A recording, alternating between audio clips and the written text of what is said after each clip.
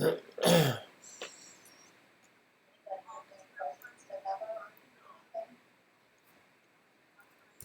going to stick to the one thing, and like I said, if you have comments about it, then I'm going to open it up to comments, because I know there's people in the, that will open up to the public as well, because you'd be speaking as a parent. Paul, did you have a question or a quick question? Yeah, with the graduation pickup of the diplomas,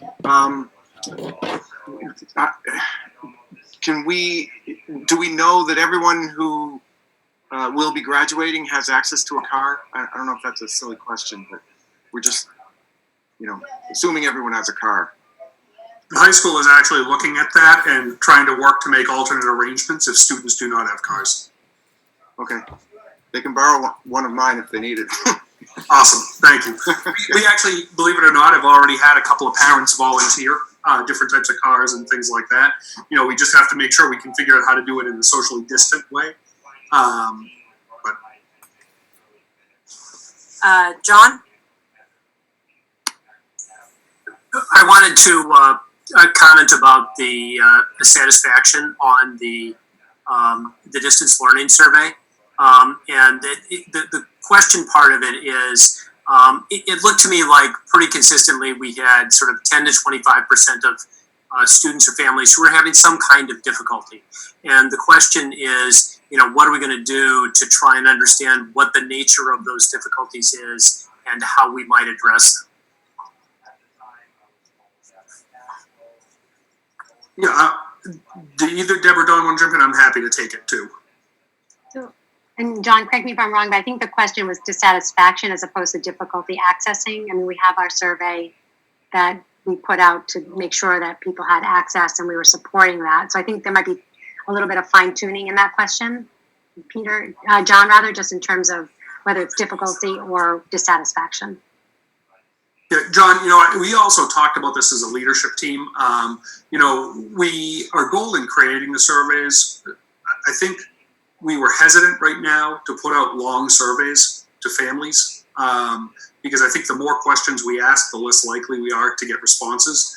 And when we looked at the data, there were a couple of questions where we had worded it either as an affirmative statement or a negative statement, and then ask people to agree or disagree. I think in an ideal world, we all talked about after, we would have asked almost the corollary opposite, if that makes sense, to try and triangulate where some of that was coming from.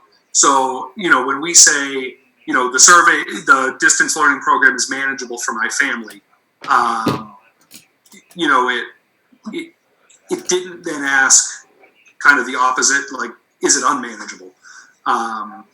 So it was a little tricky. I think, we've heard a lot of anecdotal information. I don't know as though we're likely to conduct the surveys on it at this point. I think, as I think Dawn and Deb started to say, we did already reach out to families about 2 weeks ago now and asked, if they had access to technology devices. We are hearing a lot that families are very conflicted in terms of priorities at home right now. And I think that's where we're seeing it not be manageable, is there are just too many priorities. Some of our younger families, it's trying to balance, people working with trying to also help your child on, their device and schoolwork and things like that. We'll think about what we might do to reach out. That's a good question. I just don't have that answer for you right now. But I think probably what's more likely to happen, given where we are in the school year, it's probably more likely that we will survey people again, but the results of that survey more will be used to plan for if and when we go into distance learning mode in the fall. Because I think at this point, there's not a lot of major tweaks to distance learning that we can do over 4 weeks. But, we can certainly really use that information to plan for next year and what the challenges are. Amy?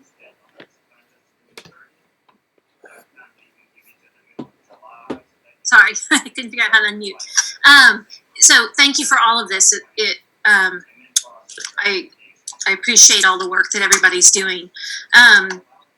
In terms of the graduation, the day that they're doing the diplomas is the 6th or the 12th? It is. The diplomas themselves are the Friday.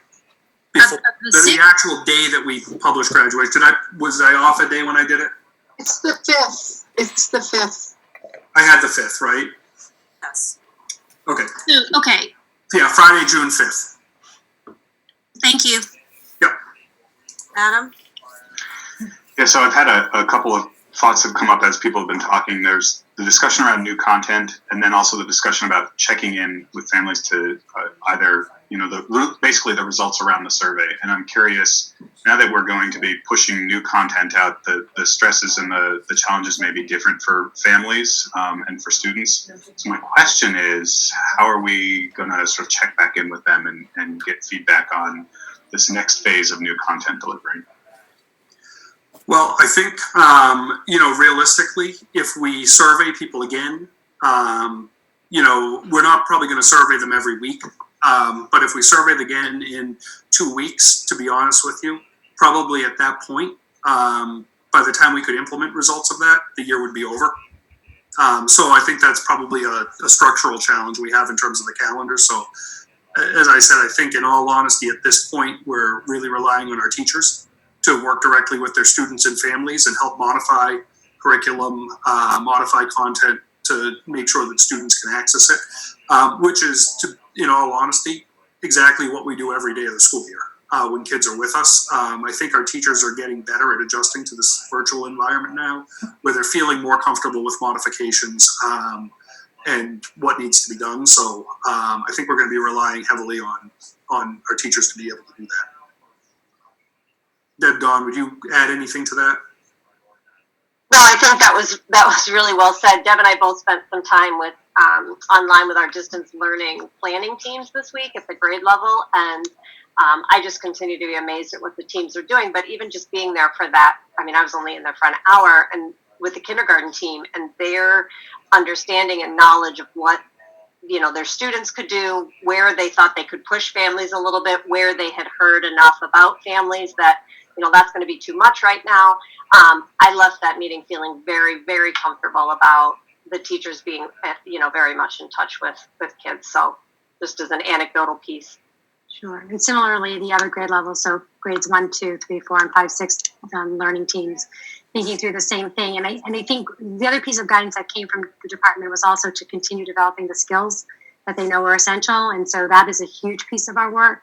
And in large part, a lot of the other critical standards that they identified, we have already taught all the way through March. So there isn't a whole lot that's new, but it's the way that we can incorporate that bit of new content, but while continuing to develop those skills, that's really going to be very important going forward for next year. And we know we had left it a little bit open already for the high school, even earlier in our programming, for them to be able to introduce some new content. So I think overall we feel like we're in a pretty good place as I'm talking to the grade level leaders. Great. I see repeat hands in addition to Michael and Angie. I have not forgotten about you. I know that you want to make your statements, but I'm going to consider those public comment. So does anyone else that hasn't gotten to ask a question have a question before I call on John again? No. Okay. John, go ahead. I just wanted to comment so that what Dawn and Deb described was sort of exactly what I was expecting to hear, that teachers were reaching out to try and understand this. And so I don't necessarily think that we as a committee need to see survey results that say that we've made progress. What I would hope to hear is that teachers are reporting back feedback that's consistent with the survey, which says we have some number of students and families, 10 to 20%, that have difficulties. We understand what some of those things are, and we are at the faculty level working through those issues. So if that's what we're doing, I'm good. All right. I'll do a quick comment on that because that's actually already happening in our classrooms. Our classroom teachers, in addition, they're already pulling small groups of students together who may need some additional support in their classes. And then in addition to our classroom teachers doing some of the small groups on their own, we also have our reading specialists gathering groups of students, our math assistants are now gathering groups of students, and our special educators are gathering groups of students. So, we've really been prioritizing it kind of as we move through this next stage, making sure that there's small group and individual support as well as just that kind of overall approach to the teaching.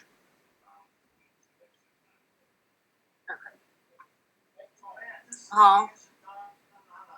Angie can go before me.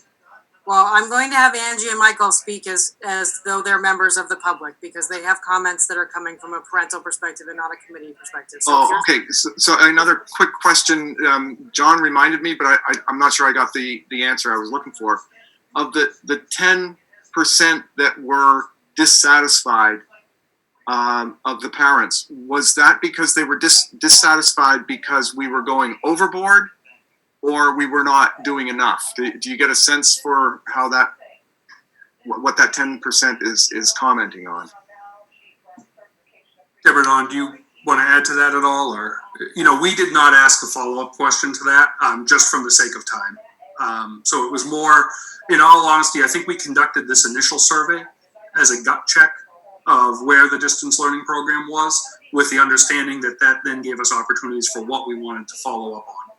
To gain some deeper knowledge. This was not intended to be a completely comprehensive survey. Okay. All right. Angie, I will let you speak basically as a member of the public, which means the same rules apply. You're limited to 3 minutes. Tessa, can I ask a question? I'm sorry. Not a comment. I don't make comments. I'm sorry, Michael. Yeah, so I just want to ask a question. Absolutely. Peter. So the because in your presentation you said some critical contents that are critical standard points that we are not able to teach in this quarter will be moved to the next quarter, right? So what would be move to the next fall, right? So so my question is that right now is that we have some students who are not able to participate, or some students who are not able to take the lessons, online lessons. Mm-hmm. So they will miss whatever the standard points that taught in this quarter, right? After we move to the online. So when we talk about those critical standard points will be taught in the move to the fall, are we going to include those standard points that those students missed? Deb, do you want to talk to that, or do you want me to? Yeah, sure. So I think the first piece is that for a lot of those subject areas, and we've talked with the department leaders, rethinking what the first 4 to 6 weeks are going to look like. Oftentimes it is review and going back and pulling back some of those skills in the content area from the year previous, but they may need to think a little bit differently about those first several weeks of school and what that looks like. There are some students who are going to miss, like you said, some of this, substantially some of this time during this last quarter. And so thinking about, we're working through a process right now about thinking around summer school. And I think we're going to have more information for you, perhaps even at our next meeting, about what that process can look like. For students for whom we might have some concerns about the learning, who may not have been able to access it during this time, or for whom learning in general, there might have been more regression than we might have thought during this time, and concerned about it for over the summer. So we're starting a process to think about how we might identify students and how we might be able to support them over the summertime to make sure that we close up that gap a little bit. I have a question. You have a question? Sure, go right ahead. Yeah. Does that mean that we're gonna have the virtual summer school?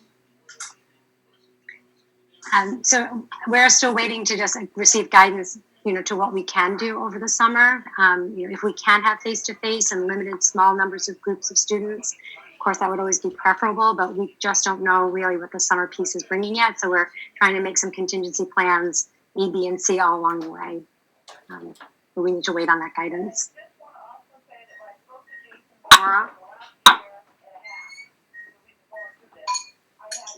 Nora, do you have a question? Sorry, I forgot I was muted. When we look at the results of the survey, how parents and students are feeling about distance learning, I was just impressed at how overall positive it was, much more positive than negative, which I think is an amazing accomplishment in the midst of this global pandemic where nobody knows what we're doing and we're all scrambling. And I was just wondering if you I think parents in our district are always sort of interested in how we compare to other districts around. And do you have a sense of how that sort of compares to how other districts that are comparable are able to reach their students, or how their students and parents are feeling about what's going on in other towns? That's a great question. There's no standard survey that's out there where we can compare the data of how everyone feels. I will tell you, we were pleased as well, but more than pleased, we were actually surprised. Because when you get feedback, you're getting generally feedback comes when people are concerned about something. We were pleased as well, and I think given the fact that this was being constructed as we went, seeing that more people are pleased than not is a good thing. I think in terms of what we're delivering, I think all of our comparable districts are somewhere in the same ballpark as we are. I will say a number of our comparable districts had not started any synchronous learning until the last week or so. So we were well ahead of the game, and that's a real kudos to our educators for being willing to take that risk early on, because that, I think, actually has been the cornerstone of what we're doing. And you can see in the survey results, the fact that everyone prioritized those connections speaks a lot to the fact that that was really integral. I talk with the superintendents in the area, usually multiple times a week at this point, and people are all doing something similar. Everything looks a little different based on the community, but we're all within the ballpark. Another question. Peter, you mentioned about it. Can you kind of put a summary because apparently this has bigger impact for the juniors.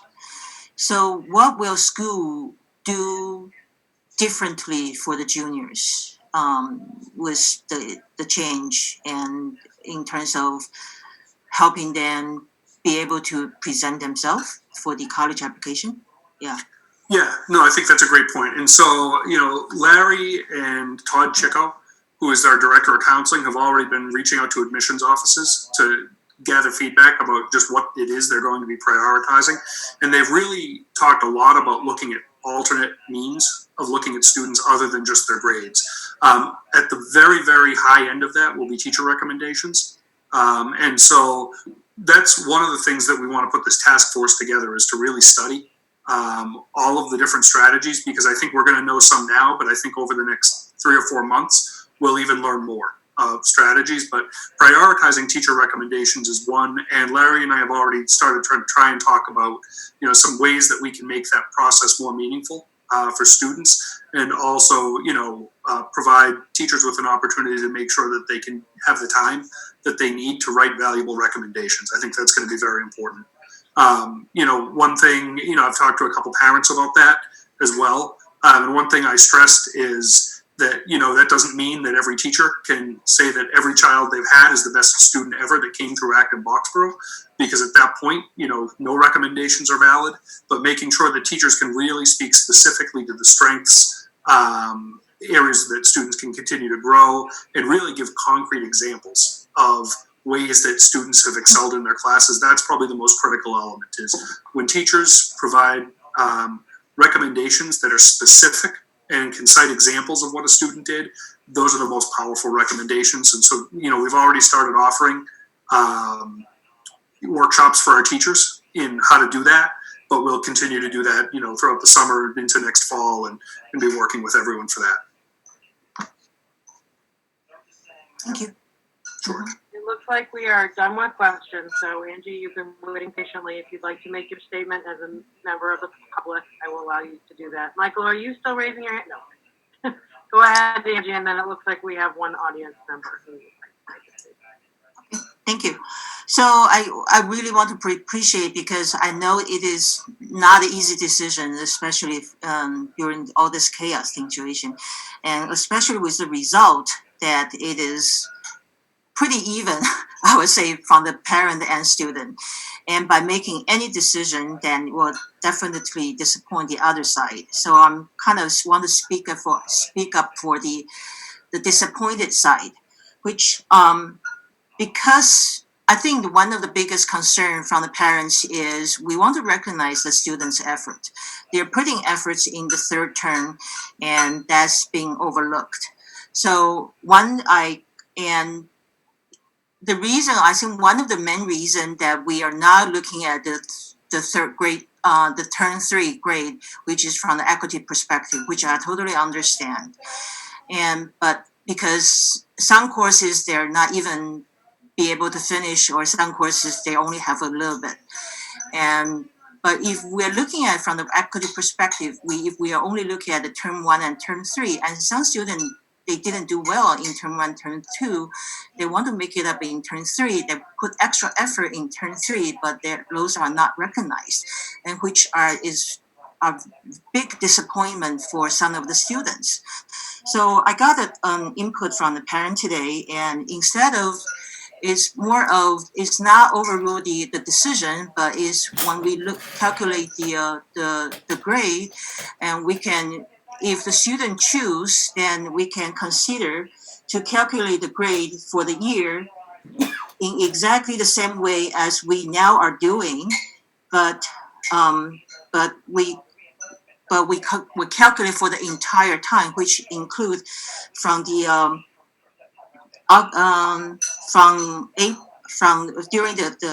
from August 28th to the March 12th, which is when we end the school, because this way we will be able to provide the student an opportunity to be able to include their best effort, and in term 3, then be able to show up. But this is by student choice, and you can choose to, and if you still choose to pass and fail, that will not have any impact.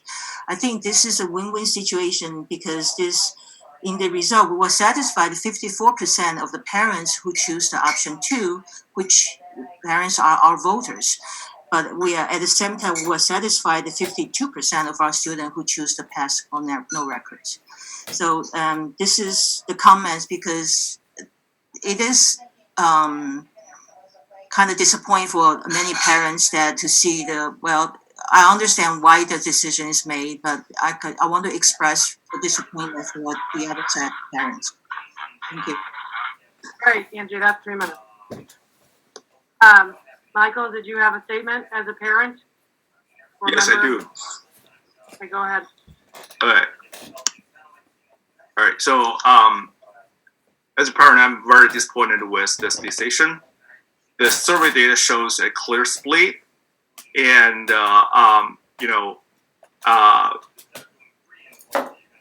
with this split data, and then with this decision, how can this decision justify the equality, while half of the people were potentially put into an unfavorable situation?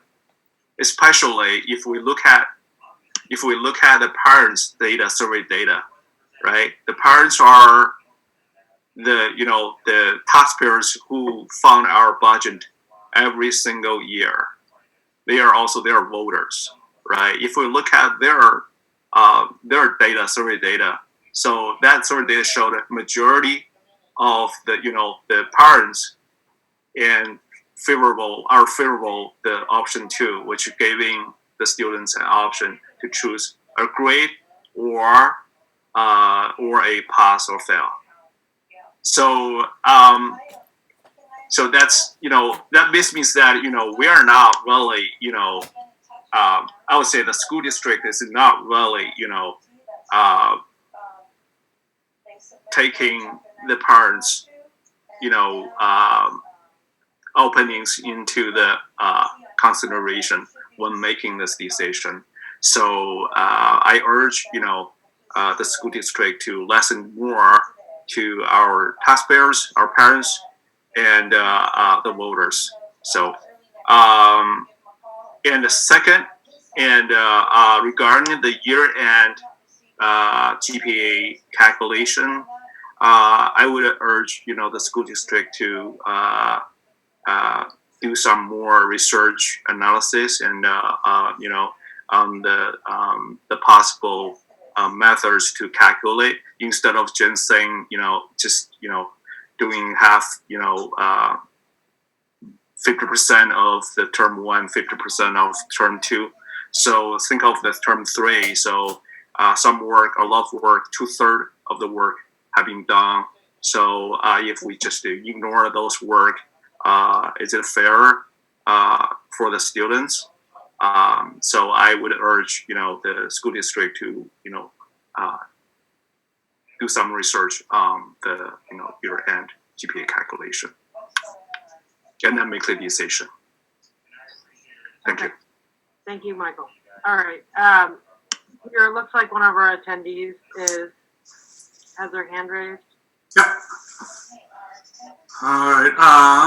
Mr. Dillon, I'm going to allow you to talk. You're unmuted. You'll have Hello. 3 minutes. Hi. Thank you. I hope you can hear me. Yes. I wanted to address the grading issue. It's helpful to see the analysis and to hear the concerns that some of the teachers have raised about the relative weighting of term 3 grades. And I think it's important to be clear that the only question that needs to be resolved is the only point of conflict is how to treat term 3 grades. It's been very confused with post-closure and lots of other topics here, but that's really the only issue on the table. And I think clarifying that is helpful. If we as constituents, as stakeholders, had known sooner about the concerns the teachers are raising, about the gradebook analysis you've done, which is very helpful, we could have given input on that. And what I want to suggest is that you actually have not gotten adequate input yet to come to a final decision. I want to urge the school committee to give you time and encourage you to take time to really get input on models that might be able to address that concern that teachers have raised, which I think is a very important concern. As it was in the survey that was put up, one option was proposed, which was a 20% weighting on term 3. And clearly that didn't satisfy the teachers. And I think given the gradebook analysis, you've made a great point. Some classes had just a few grades. Some had actually very significant assignments. I know some of my children's classes had that, and some had almost nothing, homework checks. And I'd like to propose it's similar to what Andrew was saying. There are mathematical ways to deal with this that are incredibly fair to deal with, and I don't think you've had a chance to get input on that. And I'd like to suggest, I know I've raised my hand via email to you, offering volunteer professional help on this, so that it can be fair. But equity includes meeting the needs of vulnerable students, of course, but also the needs of higher performing students. And I urge the committee to give more time, even though you want to support their decision. It actually hasn't had input on this new thing that has popped up, that the teachers have popped up with, and that it really does need to be addressed. Some of the other things that are concerns. By the way, the state did give guidance. The State Department of Education gave guidance that the pass-fail recommendation that they made apply only after the school closure. So this is really an overreach to go and retroactively breach an implied contract with students that their grades, their efforts would be considered in making grading decisions. And they actually received those grades, and now to retroactively go back and erase them is an injustice. I do think for students who face a hardship, it's totally fair to give them the pass option, but it is a gross injustice.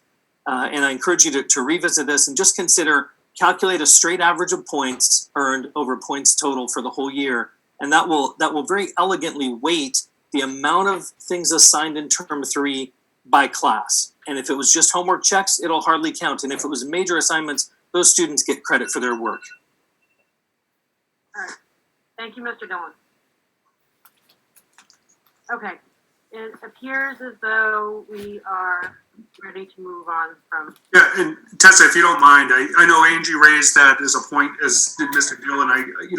That's actually something that our high school had looked at in the process. And, mathematically, looking at just the point system, the challenge with that is that would mean that all of your teachers needed to start the year using a straight point system. And there's multiple methods of calculating grades, including point systems, but also weighted categories. And a number of our teachers at the high school are using weighted categories, and a number are using point systems. So anytime you would change those grading methods midstream, you would also be recalculating arbitrarily, even past term grades that had been earned. So, that had been considered, but deemed, not appropriate in the process. But I do appreciate that thought and feedback. Okay. Thank you, everyone. Thank you, Don and Deb, for a lot of those clarifications, and Peter, and all the hard work that went into those surveys, and all the work that went into considering the needs of all the students. Marie, the negotiations update is what is next on the agenda. Hi, everybody. Good to see you all. So the committee has been involved in this. We are presenting tonight to the public that you can see my PowerPoint. Yep. Excellent. So we have been in the process of negotiating with the Acton Boxborough Office Support Association, ABOSA, and the AFSCME Custodial and Maintenance Unit over the past couple of months, and we've come to a memo of agreement with both groups. And I'm here tonight to present the details and ask for your vote.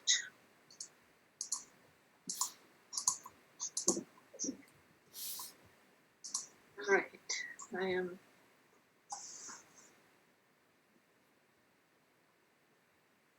Sorry about this. I think I'm clicking on the wrong thing. There we go. You can see the next slide? Yes, okay, great. So these are our two smallest units of employees. We have 3 unions and 3 non-union groups in the district. The 3 union groups are the teachers that have about 460 positions. And then these 2 small groups, AFSCME, are our custodians, maintenance, and ground staff. We have 43 positions, 42 full-time equivalent employees. The total salaries for this group for FY20 is $2.4 million. The Acton Boxborough Office Support Association has 39 positions representing admin assistants, office administrators, accounts payable, student services, etc. And there are 36 full-time equivalent employees with $1.6 million in salaries. The previous contract was a 3-year contract from 2016 through 2019. It was 1 year ahead of the teacher's contract. Last year, when we would have negotiated with ABOSA and AFSCME, we came to the committee and we talked to both units. We thought it would be better to have all 3 union contracts on the same cycle. So we asked, and you all approved the 1-year extension, so that we now have them on the same cycle as the teachers. We actually negotiated with the teachers first. And that allows us to provide much more consistency across all employee groups and equity. The negotiation subcommittee has been involved in this process. The 4 members are listed on the slide, and Amy Krishnamurthy represented the subcommittee at the ABOSA negotiations. John Peterson represented the committee at the AFSCME negotiations. For some reason, it doesn't.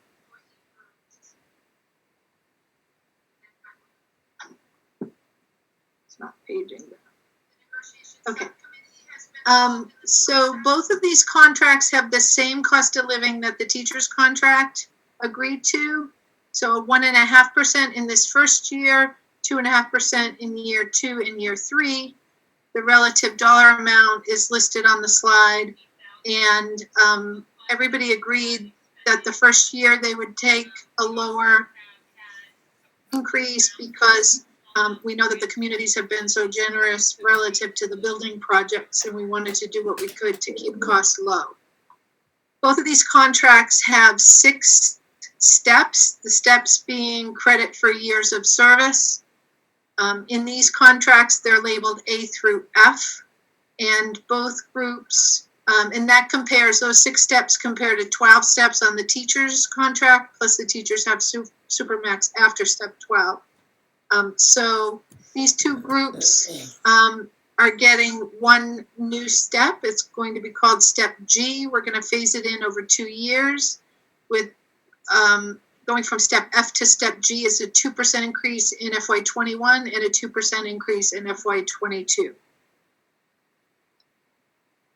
Other things we did in the contract, these are similar to what happened in the teacher's contract. So we were looking to incentivize better attendance, good attendance, And with that, also a notification date from folks when they're going to retire. So we have advance notice. So we're implementing a sick leave buyback by December 15th that they're going to retire in June. They also have to have 10 years of service with the district in these positions. Then they'll get a $15 per accumulated sick day buyback upon retirement. The personal days that they get each year, 3 personal days. If they don't use the personal days, those will roll into sick days for future use. And we also did some work around evaluation language to make sure that we have strong and regular performance evaluations. There are a couple other things specific to the AFSCME contract. For custodians in particular, when they're out, we often pay overtime for another member of the unit to fill the shift. We are implementing a perfect attendance bonus for for no sick days within a quarter. Then you'll get a $400 perfect attendance bonus. There was language in there about mileage and car stipend car use, and we merged that into a single stipend instead of duplicate stipends.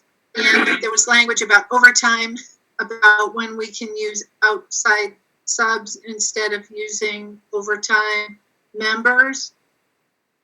So now if a member is out for 3 days, we can use an outside sub, and the old language said 4 days. All right, this has the financial summary of both the AFSCME contract and the ABOSA contract. Most of these numbers were in the presentation earlier. The bottom line is in FY21, the AFSCME contract will cost $78,000, which is a 3.26% increase. We budgeted $48,000, so there's a $30,000 gap there.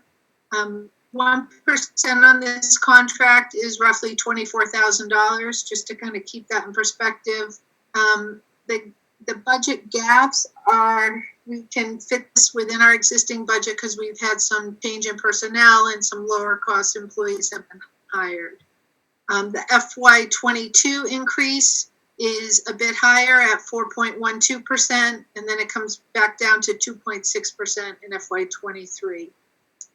The ABOSA numbers, ABOSA, are very similar. The first year increase is $53,000 or 3.23%. We budgeted $31,000, so there's a $22,000 gap. Again, we've had some turnover, so we can cover that within the existing budget. FY22 is the higher year at 4.36%, and FY23 is at 2.46%. So we ask the committee to vote to support these two contracts. You know what, I did not put the motion on a slide, I'm sorry. It is in the memo, and I can read it to you if that's helpful. But I'm going to unshare my presentation in case you have questions or comments. Are there any questions? Michael, are you raising your hand? You have a question? Yes, I do. Go ahead. So the contract with ABOSA. So if we look at it's number 9, it's called Article number 9. So so it says, let me read that. It says, any employee who uses their car for travel, and here's the change, outside of district-owned buildings as a part of their work with the district shall be reimbursed at the rate allowed by the Internal Revenue Services. So I could understand, outside of the district, but outside of district-owned buildings, that's something that I don't really understand, because one example is that high school building is a school district-owned building, and a junior high is also. So if one employee outside the high school building and then they drive the car to the junior high, right? So that close distance, right? And then we have to reimburse the travel rate. So No, Michael, I think it's the opposite. It may be interpretation here, but what we're doing, and we're trying to gradually move this way for all employees, is if you're driving between district-owned buildings, we will not reimburse you. It's only if you travel outside of the district. oh, I'm sorry. I was kind We're of kind of reading it caught the off by- opposite, right? Right. So so if it's out of the district, I do understand we will reimburse, but inside district, so we shouldn't have reimbursed. So that's my point. But if when I read That's Article what 9, this change does. Yeah. That's exactly what this change does, is what you're asking for. because I read this blue blue sentence, which is travel outside of the district owned buildings. So that's the owned buildings. That's some term that I have a concern with. So is Okay. that we change that to outside the district, or where we change that we add it as outside district owned buildings? So it's funny because the proposal was for it to say outside the district, and they thought it was more clear to say outside of district-owned buildings. But that create a loophole, the example that I gave. So between the high school building and the junior high school building, that create a loophole there. Okay, I'll talk to them some more, but it's clear that they understand that what this means is if you're driving between school-owned buildings, you're not reimbursed. And if you're driving outside of the district, you will get reimbursed. Okay. As Okay. long as we can, we both agree on this, then yeah. Thank you. John, I know you had your hand up before, Amy. Are you motion making now? I would like to make a motion and then speak to the motion. Okay, can you wait 1 second then? Yep. Amy? I just wanted to say, being on the negotiating with the office support staff, I just wanted to say I really appreciate all of the work that they put in, all the work that Marie put in, and it was such a wonderful collaborative experience that I really appreciate everybody who came to the table with very positive things. And we were able to get through this very quickly. So thank you so much to all the office support staff. Diane, did you have a question? Yeah, just a quick question. Could you talk a little bit about why the attendance bonus? Sure. Yeah. Yep, the custodians in particular, we were looking for ways to improve attendance with them. And it is quite expensive when they're absent to pay overtime for. We're looking for something that we thought could make a difference, and we think this can make a difference. Thank you. Angie, did you have a question? Yes, just to clarify, I think I asked a question. The contract is for the next 3 years, right? Correct. Okay, and this has not been considered, this is a regular contract with no consideration of COVID-19. Angie, we discussed that at budget subcommittee already. And Right. that it wasn't fair to consider this contract in the light of changing conditions, considering that it already waited a year to get a contract. Yeah. I want to make the committee aware, yes. Okay. John? Yeah, so the motion I'm going to make relates to the AFSCME negotiation, and Beth, for your benefit, it will be as it appears in Marie's memo, except I'm going to insert the Acton Boxborough Regional School Committee at the beginning. So I move that the Acton Boxborough Regional School Committee approve the collective bargaining agreement between the American Federation of State, County, and Municipal Employees, AFL-CIO, Massachusetts State Council 93, number 1703, AFSCME, and the Acton Boxborough Regional School Committee for the period of July 1st, 2020 through June 30th, 2023, as set forth in the Memorandum of Agreement. Second. Second. Is there any additional discussion? Diane? May I speak to the motion? Yeah, go ahead. Sorry. So I wanted to expand a little bit on what Angie had said. When Marie and I began this negotiation, we met with AFSCME in the administration building. Schools were in session. But as the negotiation proceeded, just like this meeting, we continued the negotiation on Zoom. And a question is, what should the basis of the negotiation be? And it made sense from an internal equity perspective that the economic, financial assumptions that went into our negotiations with the ABEA should not be changed in our negotiations with AFSCME and obviously also with OSA. So this contract, in fact, reflects exactly that philosophy. So it is appropriately aligned from an internal equity perspective. Thank you, John. Diane, did you have something else to say? No, John addressed what I think it's really important to address why it is that we are approving contracts when other districts are putting everything on hold. And the equity issue is important. We did discuss it at Budget Sub. The teachers union contract was resolved before all this. And I think it's important for the community and the finance committees to understand what our thinking was behind bringing this to a vote tonight.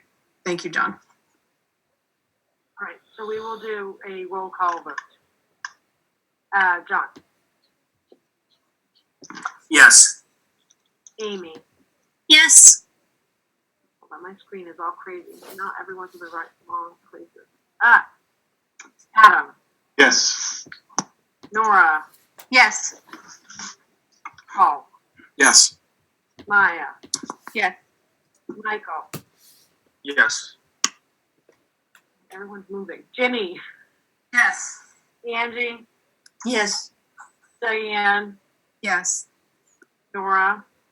Did I already get to Nora? I don't know. Everyone moved around on my screen. Did I miss anyone besides myself? Yes, no, maybe so? Okay. No. Myself, yes. All right, I think that passes unanimously. Sorry, everyone moved around on my screen and I was like going in order and then I lost my place. Because not everybody's on the same thing. Okay. So that is the AFSCME one. John, would you like to make the second motion? Yes, I would be happy to do that. So again, this is as it appears in Marie's memo, except I'm going to insert the Acton Boxborough Regional School Committee at the beginning. I move that the Acton Boxborough Regional School Committee approve the collective bargaining agreement between the Acton Boxborough Office Support Association and the Acton Boxborough Regional School Committee for the period of July 1st, 2020 through June 30th, 2023, as set forth in the Memorandum of Agreement. Second. Is there any further discussion? No. Okay. Adam? Yes. Paul? Yes. Maya? Yes. Michael? Yes. Diane? Yes.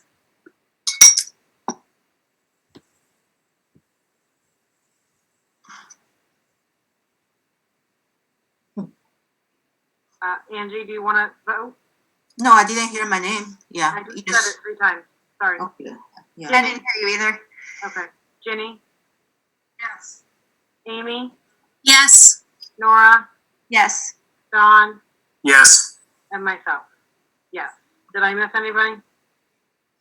No? Okay. Not me. That also passes unanimously. Thank you, everybody, for that. Now we're moving on to new business, and we have a budget update from Dave.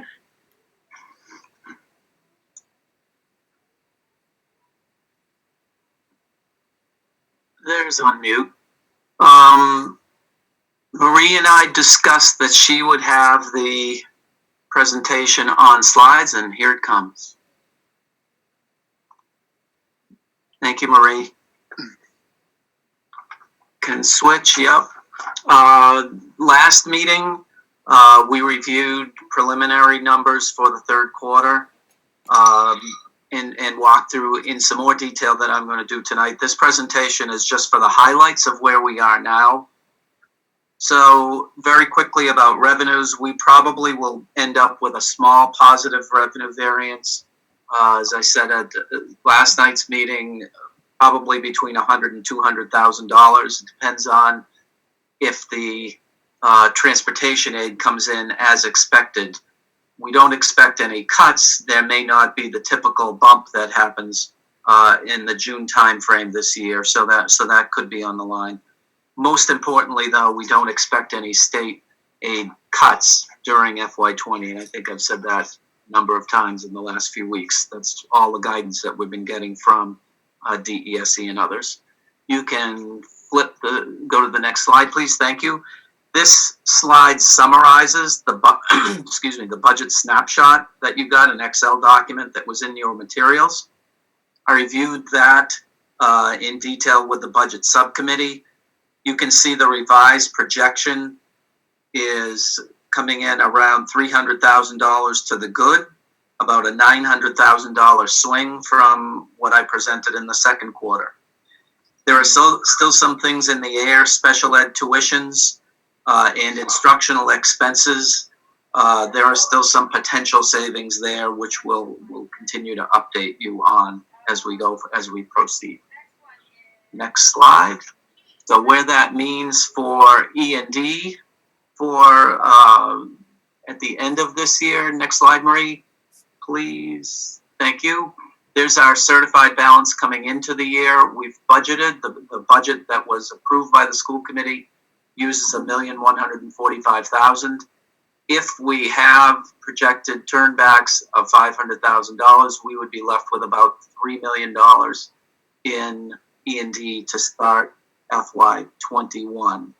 It's $3 million will absolutely be helpful to cushion for FY21 and 22. If it's the proverbial rainy day fund, the forecast doesn't look good for the next 2 years. Next slide, please. Thank you. Federal relief. This could be to the rescue, but we don't know yet. There is some Title I based relief that is working its way through DESE. We expect to have some guidance as to how to apply for it as early as next week. We have been tracking COVID-19 specific costs, which will be eligible for reimbursement through the FEMA/MEMA program. CARES Act is likely to have some significant aid for the towns of Acton and Boxborough. How that manifests itself to assisting with their school district remains to be seen. And obviously, we're expecting there to be cuts in the state budget in FY21. As I've said, back in 2009 through 2013 timeframe, the state cut budgets by 10%, cut Chapter 70 allocations by 10%, totaling $420 million.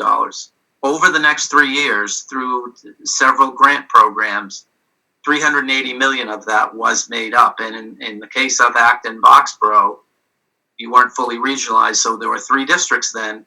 You were made fully whole, so you got back everything that had been cut by the state's action in cutting Chapter 70. It took several years, though, for that to happen. Next slide.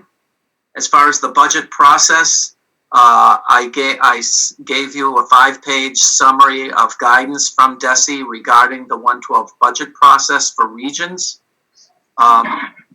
Very simple. If town meetings are held by June 30th, the guidance is moot. If not, then the alternate procedures kick in. And so I've summarized the alternate procedures on the next slide. By June 1st, the superintendent will need to request approval from the commissioner for 112th budget authority. We're waiting for forms from DESE and or DOR to make that happen. I would expect that the two towns are in the same boat. If they don't hold their town meetings, we'll have to have a 1/12 budget. They'll also have to have 1/12 budgets. And so we will need to coordinate both the authorization for appropriations and cash flow. There's two separate things. You need legal authorization to spend money, but you need money in the bank as well. And so I would expect that we'll be talking with Steve and Brian and John on the Acton side and their counterparts on the Boxborough side, if and when the time comes. So that's a very brief overview. If you don't know Pluto, it's on Google, very entertaining. I won't answer questions in Pluto's voice, but if there are questions, please feel free. It would be much more entertaining if you would. Be that as it may. Adam? Yeah, thanks, Dave. I just have one quick question that occurred to me. If we go into the 1/12 budget, how does signing warrants and all of that work from a school committee's perspective? Does anything change for us? No, nothing will change for you. What 1/12 budget does is provide a legal authority for a political body to spend money. And we spend money by providing a warrant for a school committee to approve, so you won't notice any difference. Great, thanks. Paul? Yeah, thanks, Dave. When I read the packet, I got the sense that I understand that, after the first month, then we roll into the next month. So this kind of goes incrementally month by month. Is that correct? It would, except from the standpoint, the instant that both towns, in the case of a region, adopt their budgets that includes their assessment to the regional school district, the 1/12 process is moot. So the regular budget process kicks in immediately once it takes place. So it would behoove us as a district and 2-member towns to hold a town meeting as soon as practicable.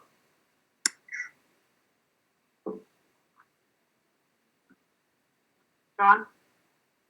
I just wanted to comment because, it was a discussion point at Budget Subcommittee and then again at FinCom, and I think Dave has alluded to it today. How does this whole cash flow thing work? Because as he mentioned, on the one hand, you need to have legal authority to spend your cash, but on the other hand, you need to get that cash from someplace.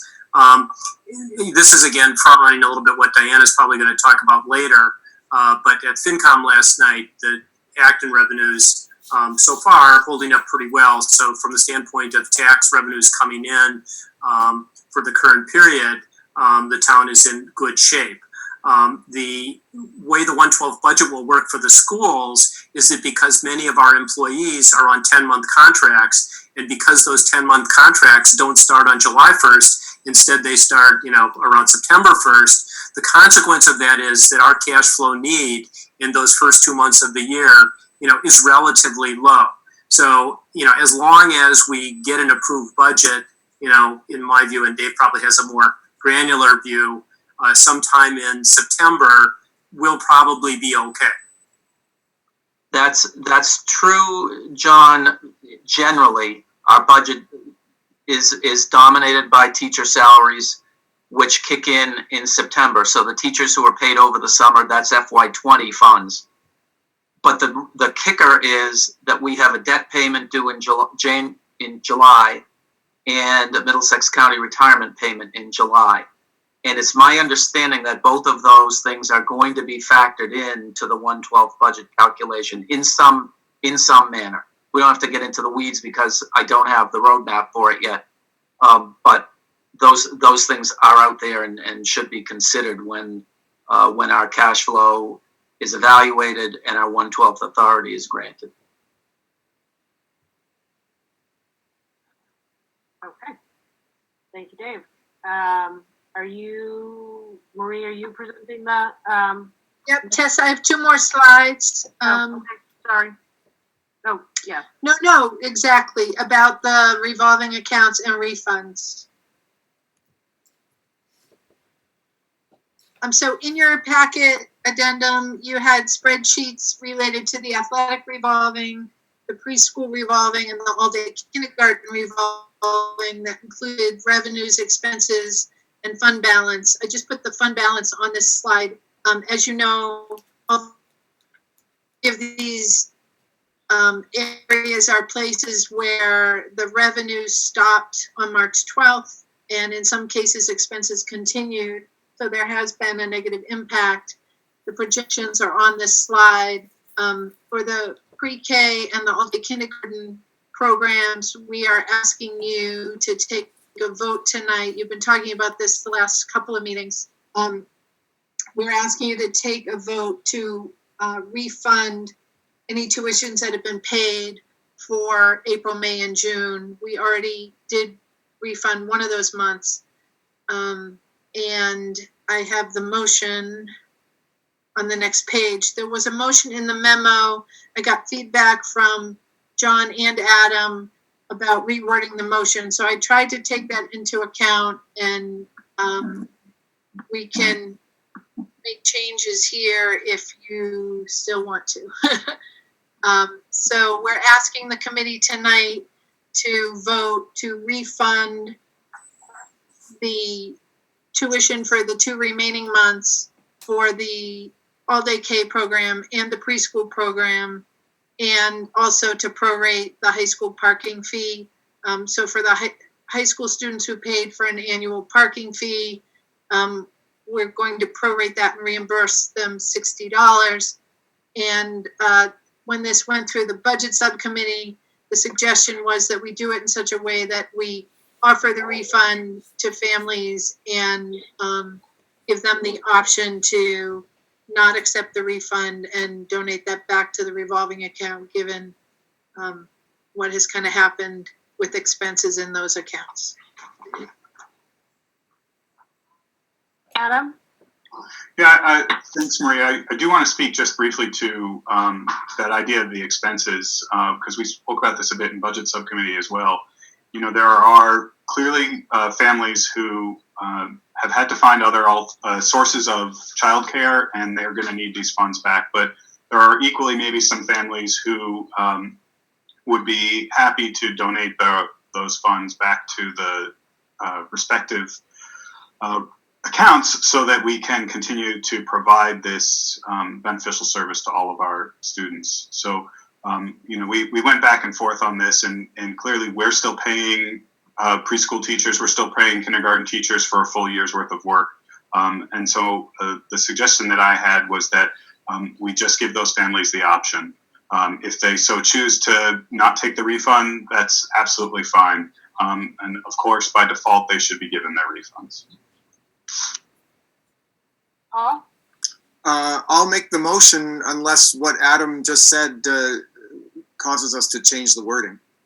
No, Adam had already provided that after when we talked about in budget subcommittee. My concern was really that, you know, while understanding that many families depend on this money for childcare, that the school district doesn't view full-day kindergarten or preschool, for that matter, as childcare, and agreed to pay these teachers as full-day teachers for the entire year. And so there was a bunch of discussion in budget subcommittee just to understand that we pay these teachers as full-day teachers. They have the same expectations as their colleagues who are full-day teachers. And so that's what the discussion was around. But Adam had provided that input to Marie in order to change the motion to reflect our discussion.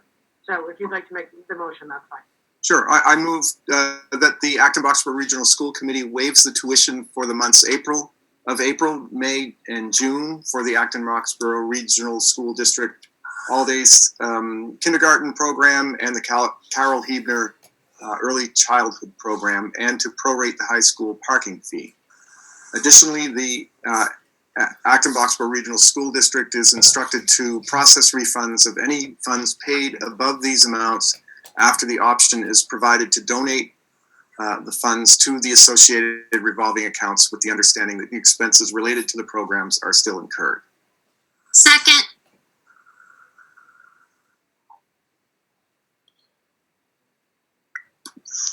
Tessa, you're frozen.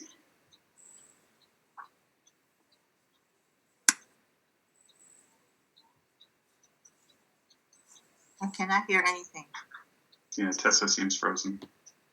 Wait, is mine frozen? You're back. You're back. Okay, sorry. Marie, would you mind not sharing your screen so that I could do the roll call vote? Sure. Thank you. It's easier when I can see everybody. I get it. Okay. Adam, Yes. Angie, Yes. Ginny, Yes. Don, Yes. Amy, Yes. Nora, Yes. Diane, Yes. Michael, Yes. Maya, Yes. Paul, Yes. and me. Yes. That's everybody, right? Yes. Okay. That passes unanimously, Beth. Thank you, everybody. Okay. We are on item 4.1.3, the FY21 update and process. Did we cover that, or that's something else? I think we covered that. Okay, I just want to make sure it's listed as a separate thing on my agenda. Tessa, there are two questions that I'll just share from the audience. Will we continue to employ part-time special ed assistants, classroom assistants for elementary classes? Peter, do you want to answer that? You're muted. Peter, you're muted.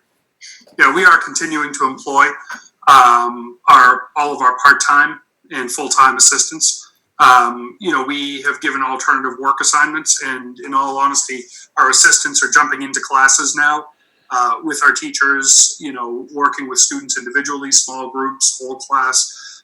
So yes, we are continuing to pay that. And I know there was a comment by one of our FinCom members saying that also aligns with the position FinCom has taken on this. The other question was, did we need to specify FY20 in the prior motion? I think it's understood and you already voted, so I think we're okay. But I would actually encourage that we do not use the question and answer, because that's not our form of public participation. I think we want to have people raising their hands, and then we can recognize people. And maybe in next meetings, we can actually disable that so that we have the one format. I think I'm worried we're going to lose people's thoughts and ideas there. I also think that as far as that being for FY20, it speaks to reimbursements and money that's already paid. So I assume that will be assumed in the motion. Okay, so item 4.2 then is policy subcommittee. We have a second. Yes, I had a really quick, just a quick question on 4.1.3. And that's about all day K. And so we're retaining, we continue to make that commitment to reduce the tuition for all day K. And I just think that's just so important. Can you speak, Marie, a little bit about what that's going to do to our FY22 budget? Because FY21 was in the PowerPoint, and we see it's running a deficit, a slight deficit. But I think that the committee should understand what the impact going forward a little bit out, maybe one more year on the budget, or at least on that revolving fund. Thank you. so the committee voted to use 180,000 out of E&D for the FY21 budget to fund the lowering of the tuition. So now the tuition is lowered by $750 per family, and we used 180,000 of E&D. When we go into FY22, we're going to need to put that 180,000 into the budget to maintain that tuition rate. And if you wanted to go down lower, which was the plan at the time, you'd need to either use more E&D or put more money in the budget for it. So it's a good point, Diane, and we had hoped that the revolving fund would help mitigate some of that, and we really used all of it in the last 2 years. So that won't be available to the help. Good point.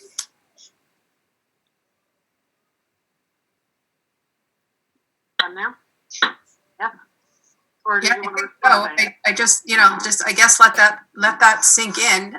It's really bad timing, given this pandemic and the havoc it is wreaking on budgets everywhere. So I just wanted to put that out there, and thank you, Marie, for clarifying that. And the long-term impact of, long-term nature of the impact.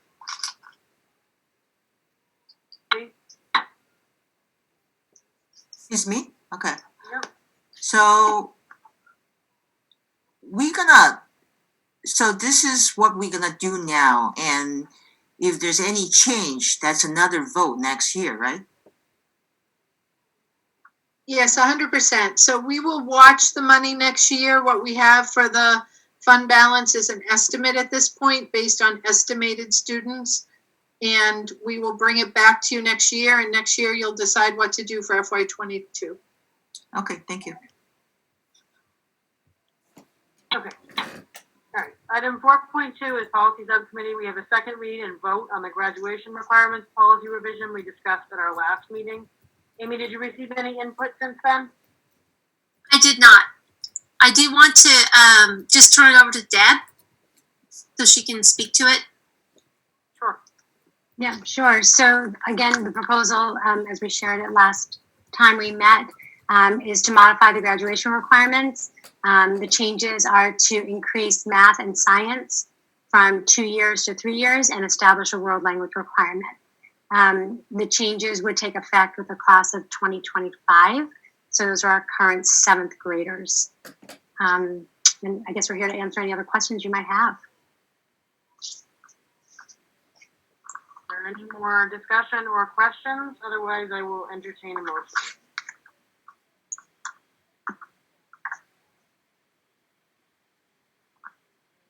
Anyone want to make a motion?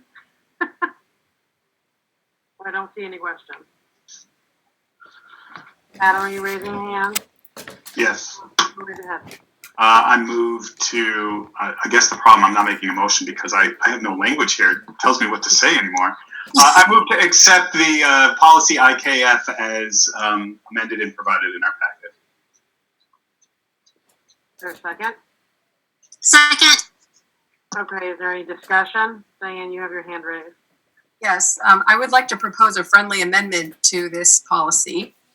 And Amy, I think you probably just missed it, but I did send you something, the 11th hour here at 8 o'clock in the morning. Oh, I'm sorry. That's quite all right, quite all right. I'm prepared to just, speak briefly to it now. I was looking over the policy and Larry's memo, which was really excellent. And I wholeheartly support the policy. It's all about the numbers. And it just kind of, when I look at the policy and I don't know what Mass Core is and I don't have any context, I just see, we're adding more. And so I wanted to introduce the idea of an introductory paragraph that, because I think we have an opportunity here to really push forward our understanding of what this means for students at the high school and even at the junior high school, based on what the tenets of Mass Core really is. So I guess I'll just go ahead and read out what I've come up with and then put it out there for your consideration. So an introductory paragraph to policy IKF would read something like this. The school committee views graduation requirements as an articulation of the expectation that we have for our students to leave Acton Boxborough Regional High School prepared to enter college and or the workforce. We support the alignment of our graduation requirements with Mass Core's recommendations and endorse Mass Core's program tenets that middle and high schools develop a broad range of courses that interest and engage students, that they set ambitious goals to increase student participation in advanced placement courses, especially for students from historically underserved and underperforming groups, and that they address implicit bias and stereotypes about who takes advanced coursework and build school cultures that entrench the belief that all students can benefit from challenging coursework. Those are Mass Core principles, and then it's up to districts to figure out how to do that. I think this dovetails very nicely with some of the elements of our long-range strategic plan that we've unfortunately had to put aside for discussion because of this pandemic. But I think it really creates a nice context for why we are adding more, like just kind of increasing the numbers for math and science, all of which I believe are appropriate, but for these reasons. Larry's memo did state that 97% of students are already doing this. But for those students who aren't, this will be a very big change. And that is the intent of MassCore, to kind of, like open it up to everybody. And I think it could provide some direction from us to the leadership in terms of developing a long-range strategic plan and giving some direction to it. I also suggested inserting 2 links at the bottom from the Mass Department of Education site on MassCore. One was a frequently asked questions, and one was just, it said MassCore for parents and guardians that I thought might be helpful. So I just ask that this be considered by the school committee, and if you want to send it back to policy sub, that would be fine, I guess, too. But yeah, that's what I got. So looking forward to hearing what you have to say. I hate friendly amendments because it means it gets more confusing for me. So someone remind me what we need to do with a friendly amendment. Does someone need to second that? Yes? Yeah, and you vote on that first and then see what. I'll second that. Is there any discussion around the friendly amendment? Deb, did you want to say something? Can I just ask one quick question? I was trying to listen really carefully, Diane, to your words, which were terrific. I love the introductory paragraph. This proposal more closely aligns with MassCore. I just want to make sure that that's really clear. It doesn't actually align, it more closely aligns, and I just want to make sure that that distinction is there. Okay, yes, Okay. I put more closely, but yeah, you're right. Not Terrific. exactly aligned, yeah. Okay, thanks. Okay. Paul? Well, so I was, when I saw the first read, I was a little skeptical because I was reading it as just numbers.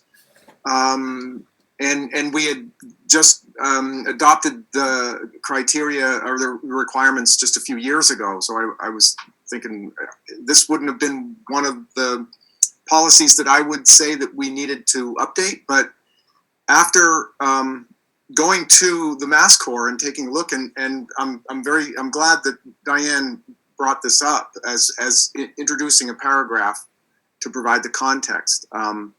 That's what the response that Peter gave me at the time. They were very helpful in getting me to support this. So I'll support the. I'll support the change to the policy, and I'll also support the friendly amendment. Okay. Maya?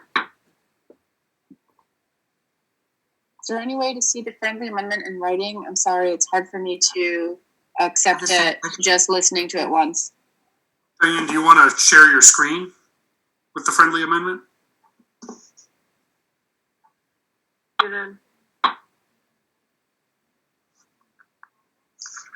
You're muted too. I'd have to go back in my email and look for it. Can I make a comment, Tessa? Yeah. Given this is a fairly substantial change, do you want it to go back to policy sub and make sure Larry has a chance to see it before you vote? Just postpone the vote? That's a good idea.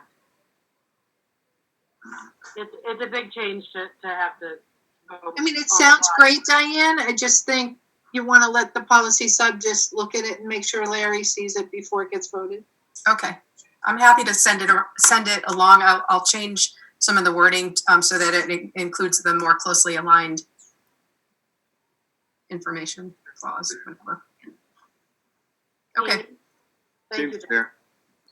I just wanted to say I agree. I think it should come back to policy sub, and we could look at everything. I don't think that right now is the right time to make that decision. We need to look at what Diane says and come together with a cohesive kind of answer. John? So as a parliamentary process thing, I think what we need to do is withdraw the second, withdraw the amendment, withdraw the original motion, and then of course we can send it back to policy subcommittee for changing it and bringing it back to us. Thanks, John. Agreed. Adam? I would like to withdraw my motion. Practically speaking, we have to withdraw the second on Diane's motion. Then Diane has to withdraw her motion. Then we have to withdraw the second on your motion. Then you're last. Okay, just let me know when I need to go. Yeah, I'll withdraw the second to the friendly amendment. Okay, I withdraw my friendly amendment. I don't know who seconded the original motion. I think Amy did. Yeah, Amy, withdraw your second. You're muted. Wait, what did I second? My motion to approve the policy. Oh, that was a big mistake, obviously. So yes, I withdraw. I withdraw my motion. There we go. Okay, now that the deck is clear, can I still make a comment? Go ahead, Tom. Must you? Thank you. So I certainly agree that knowledge of the world at large and international perspective is valuable for most of our AB students. Although my school experience is extremely dated, I studied French in the 6th through the 12th grade in Wawacha's public high school system. Also offered at the time was Russian.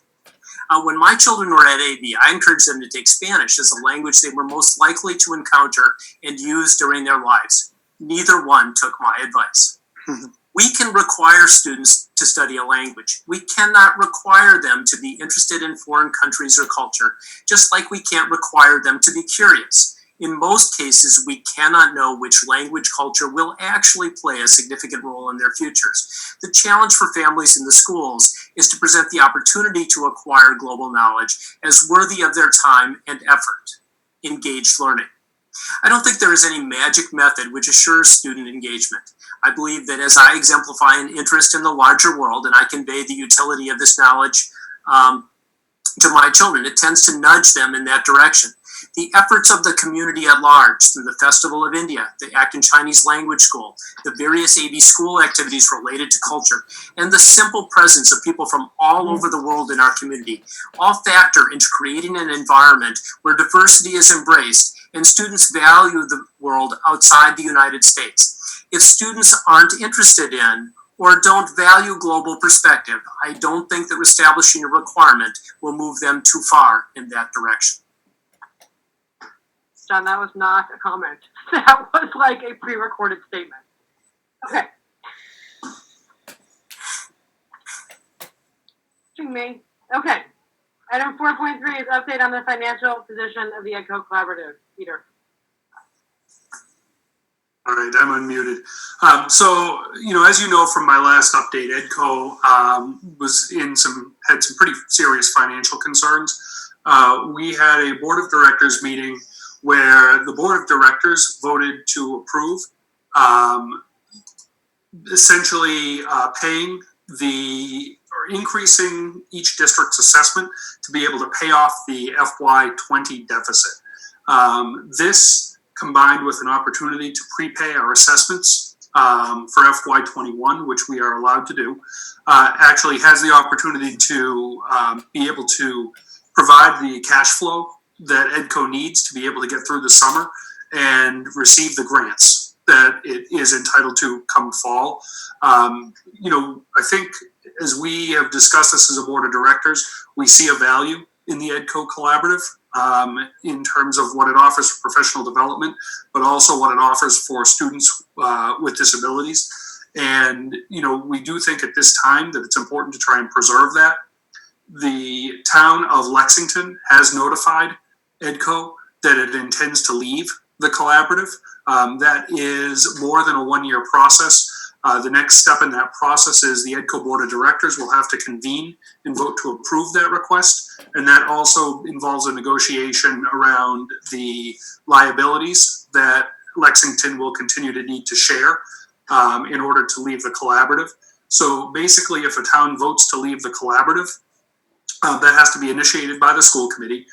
And essentially, the town remains responsible for all of the debts of the collaborative that were incurred while it was a member of that organization.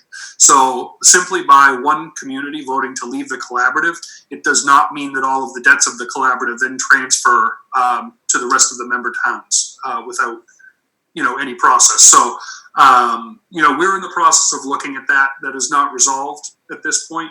I don't think there's anyone who, in our board of directors, who wants to prohibit a town from being able to leave, but it is very important to all of us to make sure that, the debts of one community are not then spread to other communities as well.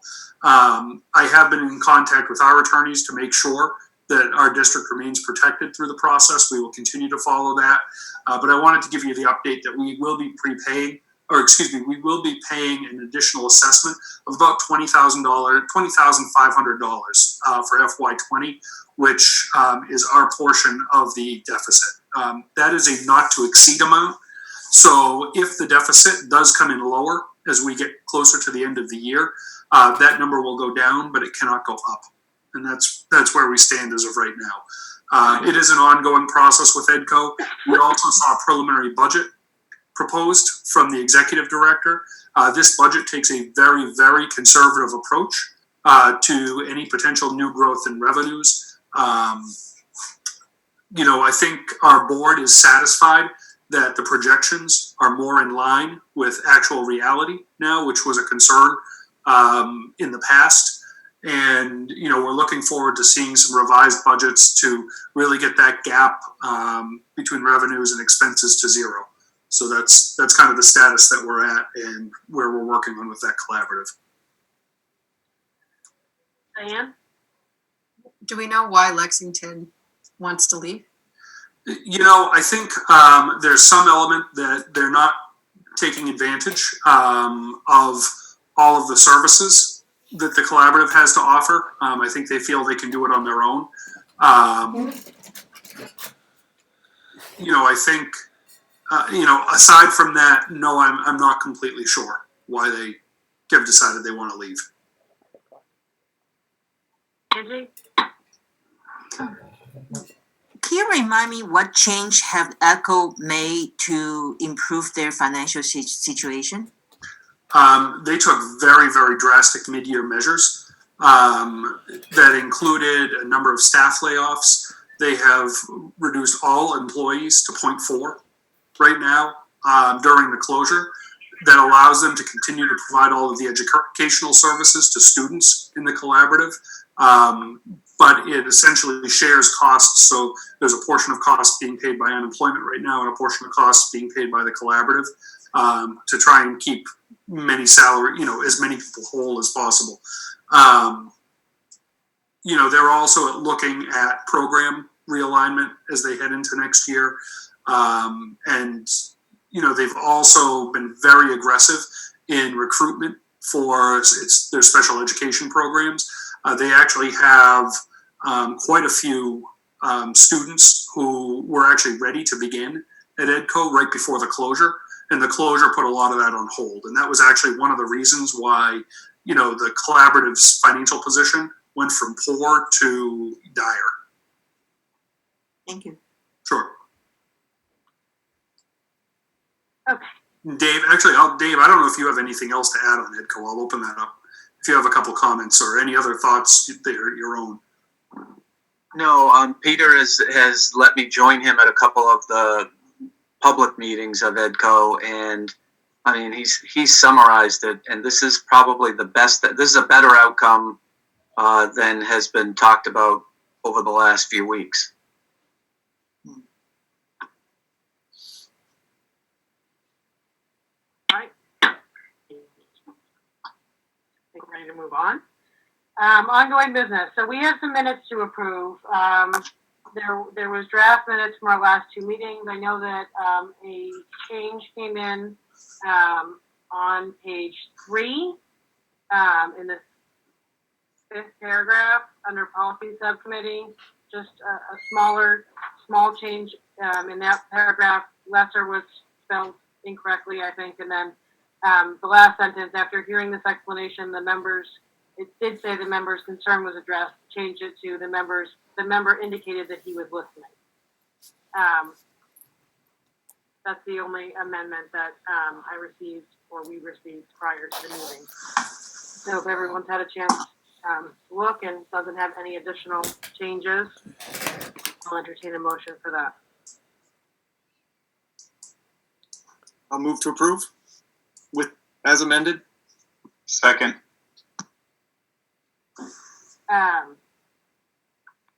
Okay, I will do, Paul, can you move to approve with the exact date of the minutes? Oh, I'm sorry. Yep. Hang on. I gotta scroll. They're 4:16 and 4:30, and the one on the 16th is the one that was amended. Okay. I move to approve the minutes of April 16th as amended, and the minutes of April 30th. Second. Thank you. If there's no discussion, then we'll do a roll call vote. Diane? Yes. Amy? Yes. Jenny? Yes. John? Yes. Nora? Yes. Paul? Yes. Angie? Yes. Maya? Yes. Adam? Yes. Michael? Yes. And I'm a yes. So those are approved unanimously. Okay. Item 5.2 is the Acton Boxborough Regional School Committee leadership transition for FY21. So Peter's been talking to our lawyer, and Beth has reached out to both towns. And just for those who don't remember, our process usually is that after all the new members join, we usually vote at the next meeting. So that's not going to happen as such this year, because it turns out that Boxborough and Acton have different policies, and our policy is different. So Acton members aren't sworn in until the last night of Acton town meeting. Well, Acton hasn't scheduled their town meeting. So even though the election happens June 2nd in Acton, Acton has yet to schedule a town meeting. In Boxborough, that's not the case. Members can be sworn in immediately following town meeting, but our policy states, and Peter, go ahead and correct me if I'm wrong, because you and I already talked about this today and I've already forgotten, but between our policy and our regional agreement, there is language that says that members will be sworn in after both towns, or we will rearrange our leadership or make the leadership discussion. Organization meeting will be after all members have been sworn in, and that's going to be more complicated this year. Peter can speak more specifically to that, but the reason I wanted to have the discussion tonight to begin with was because the last couple of years, the reorganization meeting has brought with it anxiety, and it has brought with it some hurt feelings. It's brought with it a lot of things that weren't actual intentional choosing of leaders necessarily, because what's been done in the past is practice. Diane did some research last year into what was practice and what was policy, and the practice that we've had has always been that the leadership position of chair passes Acton, Boxborough in sort of a never-ending, I guess, pattern. But that's actually just practice, and there's nothing in our policy or the regional agreement that dictates that.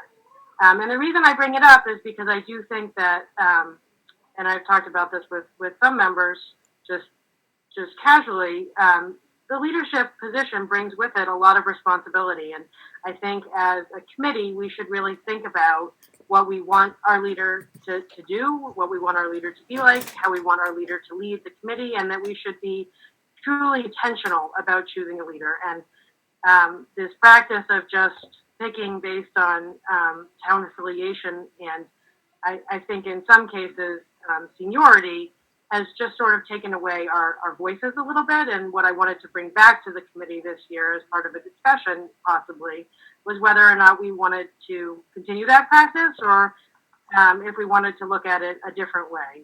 My suggestion was generally, when we get around to the organization meeting, that those members who might be interested in serving as chair and vice chair, we do have to have a vice chair from each town, but those members who are interested in serving as chair would speak to their interest in being chair and what they might bring to the table, and then that we would then hold a nomination process based on that, rather than just having people nominate without knowing the intentions or the desires of people involved, or finding out those intentions or desires, behind the scenes, but doing it all really in a public meeting.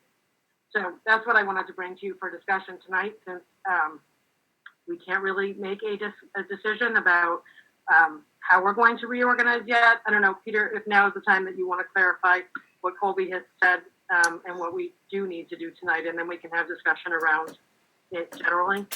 Yeah, absolutely. And you'll get a memo on this, but this actually evolved throughout the day today, and there just wasn't enough time to prepare a memo. So there are really 3 documents that speak to how members are elected, when they join the committee, and then the organizational meeting of the committee. The documents start with town bylaws. There's actually nothing in the town charters, and we looked at those, that speaks to the electoral process. However, the town bylaws do govern that. Boxborough does not have a specific bylaw that states when members join the committee. And so in Boxborough, members are actually able to join at the first school committee meeting after the election. So for the sake of this year, Boxborough has scheduled their election on June 2nd. And so they can actually join and be sworn in immediately after that election. So they would be eligible to be with us in the first meeting in June. Acton is a different story.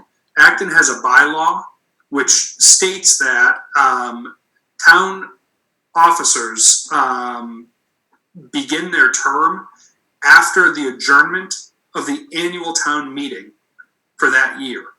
And then they serve until the adjournment of the next, annual town meeting. So, I know for our Acton members departing, you are stuck with us until such time as Acton figures out when it wants to have a town meeting. So, basically what that means is Boxborough members will be free to join, right after the June 2nd election, but Acton members are going to have to wait until after whenever the town meeting takes place. That presents a really awkward situation this year with the reorganization. So that brings us to guidance around the reorganization, and there are 2 documents that speak to reorg. One is the regional agreement, and then the second is policy, BDA. I want to put it on your radar. When we started looking at this, there's a conflict between the school committee policy, BDA, and the regional agreement. When put back to back, the regional agreement has to trump policy because that's the founding document for the region. So the regional agreement actually says that the reorganization takes place. I'll read it. It says, at the first regular meeting of the committee following the latest town election to be held in each year. So this is the election, has nothing to do with town meeting. The committee shall organize by choosing a chair of its own members and then goes through, et cetera, et cetera. So the regional agreement says you reorganize right after the last election, but the policy says that you reorganize after the election and the last town meeting. So by policy, you would be waiting until Acton holds its town meeting to reorganize, but by the regional agreement, you should be reorganizing immediately after the election. That would put the committee in a position where your new members would not be able to vote on reorganization, which I think is potentially an awkward position for you to be in. I did talk to our attorney about this, and her recommendation was, that the regional agreement is your founding document. You have to go back to that.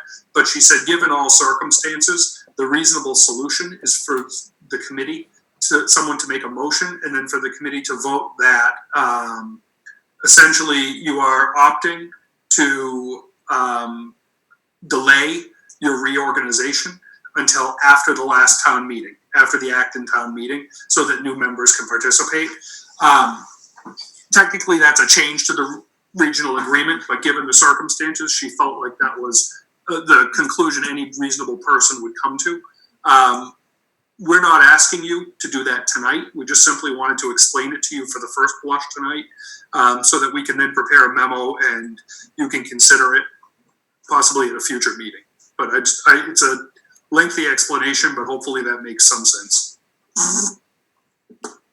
Paul? Well,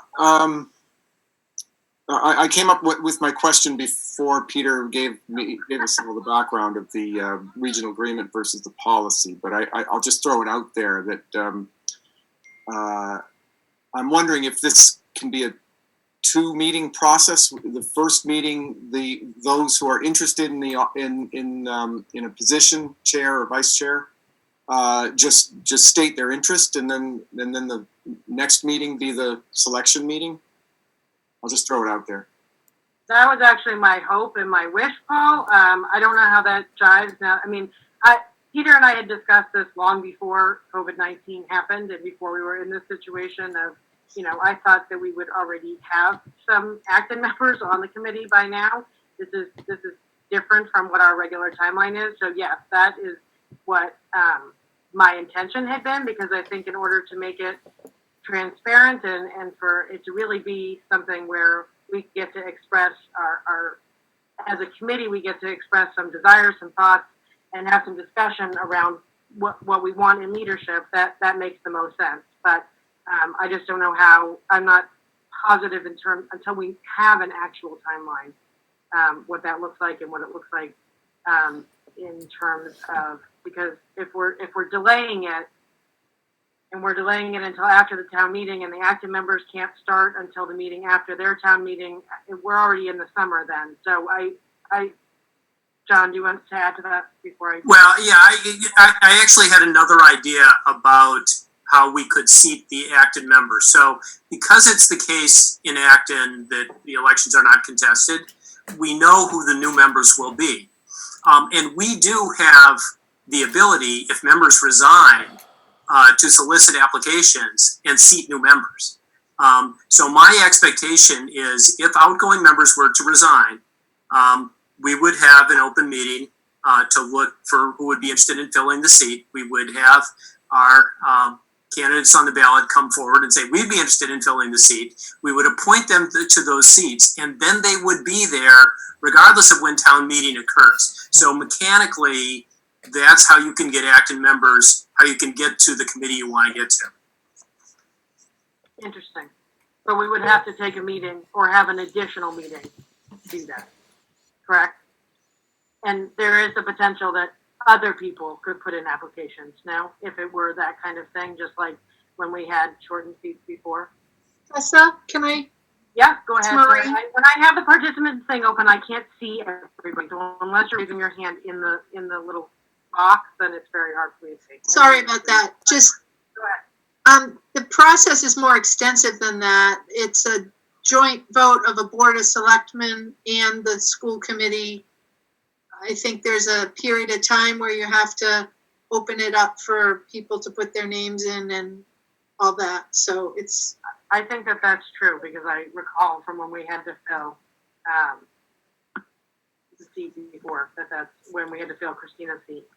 That's what happened. Okay. Michael. Yeah, first of all, I have a question. So is it the policy, it looks like the original agreement and the policy, they're inconsistent. So have some mismatch there. So my question is that policy our school district policy or Acton policy? Our school district policy. Okay, so then my suggestion is that we can in the policy subcommittee meeting, because we will have one next week. So so we can discuss that. We can say what if we can make that policy to be consistent with the original agreement for this time, and then so that so that we can have all the newly selected active members to be seated immediately after the town election. Yeah, that's a great suggestion. The challenge is it's actually the Acton bylaw that says they can't be seated until after the Acton town meeting. So there's no way for the school committee to supersede that. That's, I see. That's So there's another one, There's another. another hurdle. So yeah, there's multiple hurdles on this. Okay, yeah. Diane, did you have a question? You put your hand down. Nope. Okay. Yeah, what's the look? It would be lovely if you know, we could just have everybody on board at the same time since elections are June 2nd. But what's the discomfort with having people come on board in the summertime? And I also wondered how Maya and Paul felt about resigning. There's not discomfort about it happening in the summer. It's just that we only traditionally even have 2 meetings in the summer, one business meeting and one workshop meeting. So there's not discomfort. It's just that's the reality. I mean, I suppose no one's really going anywhere this summer, so it may not matter, but it would mean scheduling additional meetings. And as Marie stated, even if they resign, it's quite a process, and it could involve other people putting their hats in, and then it would be a contested election that would sort of supersede the election that already took place when people voted. So, Maya? I don't have a problem staying on. I think resignation could be problematic in terms of write-ins or people stepping up.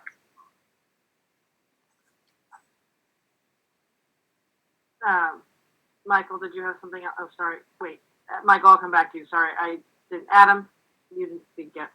Yeah, mine's just a quick question. If the challenges with the Acton bylaw, I wonder if in the, you know, since this is all pretty new information for all of us, if the administration can go speak with the Acton Board of Select Board or the town manager there and find out if it's possible for them to take a vote for a one-time pass on that bylaw so that following the election, those folks who are elected can go to town hall and be sworn in.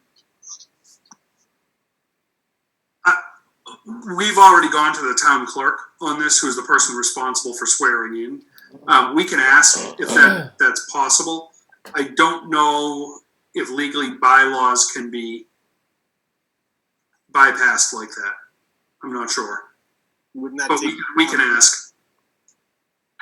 Well, so for the purposes of tonight, what I really wanted to get feedback on is what people thought about sort of changing the procedure of what we do, and having this broader discussion of who might be want to be chair, who might want to put their name forward versus the way that we've done it in the past.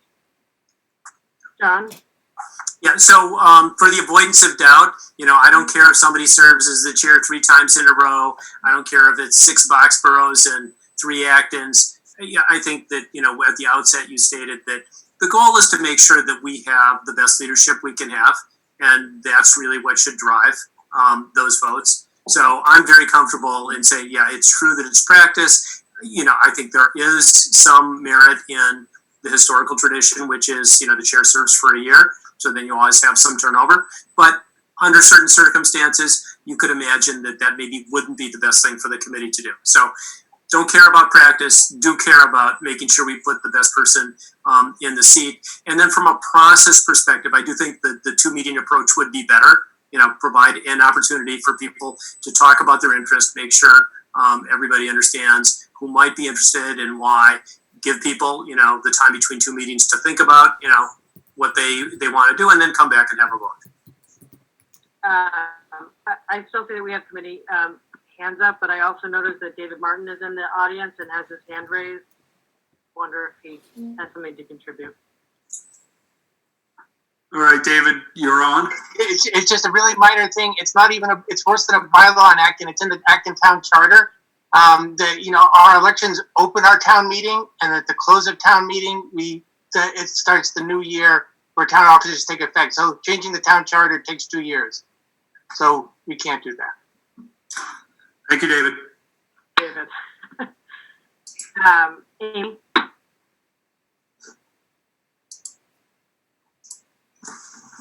Sorry, I was just, I'm sorry, I was listening to David. Yeah, I think that I think what you put in place is really important. I think a lot of years that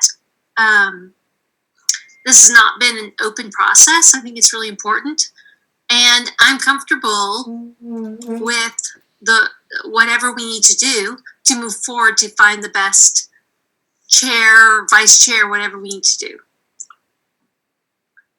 Diane? I would like to ask the Boxborough members how they feel about what John said. I'm a little uncomfortable with it. I don't necessarily need like 2 years Acton, 1 year Boxborough, but I would think that Boxborough's access to leadership positions should be protected in some way.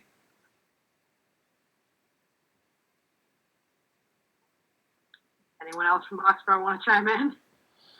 Oh, you're not from Boxborough. I know. I put my hand up before you said it. Adam? It's a good point, Diane, and had not considered that. I think with regards to the 2 meetings, I feel like the idea of having somebody be nominated is important. And so I feel like maybe as we go back and we look at this more in depth and try to codify it in policy and procedures, that we have a meeting where we put forward nominations, and maybe the nominations have to have a stipulation of at least 1 member from each town. And then once those folks are nominated, and you could self-nominate or you could nominate somebody else, then you have the period between the 2 meetings to prepare, accept, graciously back out, and present yourself at the following meeting for a vote. It is something that I've thought about, Adam. I feel like Diane and I have been discussing this for 18 years. Like a long time that some of these things have come up at different times. And I think that while I certainly want to ensure that Boxborough members always feel that there's an equal opportunity to be chair, because the way our voting is, and what Diane brings up is true, is Acton could easily vote every single time to not have a Boxborough chair if they were so inclined, because Boxborough members have virtually no vote. So it could be that if we, but like I said, this is not a policy. It's just a practice. It's not that there is anything in writing right now that keeps Boxborough able to have a chair. Like, that's just practice that's gone on every year. And that practice also, on the flip side of it, prevents Boxborough from either serving consecutive years. I don't think it happens often that a chair serves consecutive years, but certainly there have been examples of Acton chairs serving consecutive years. And the way it is set up now as a practice, it's impossible for a Boxborough member to serve 2 years. Now, I'm not saying that like I'm throwing myself out there that I would definitely want to serve 2 years. I mean, this is a walk in the park, to tell you the truth. But I think that there's nothing protecting Boxborough members now from preventing from not being able to serve as chair. I agree. The nomination process is something that is part of our policy, and people do have to be nominated. There is a whole procedure around how that works, and so that was my idea initially in terms of having it be over 2 meetings, is that people express their interest and then there be a nomination process. Paul? Yeah, I was just going to say the reason why we wanted to have that practice of 2 Acton and 1 Boxborough was just for fairness, just so that each town had an opportunity in proportion to its, reasonable proportion to its populations, that each town had their opportunity. So, but we didn't put it in in the policy. We didn't put it in the agreement.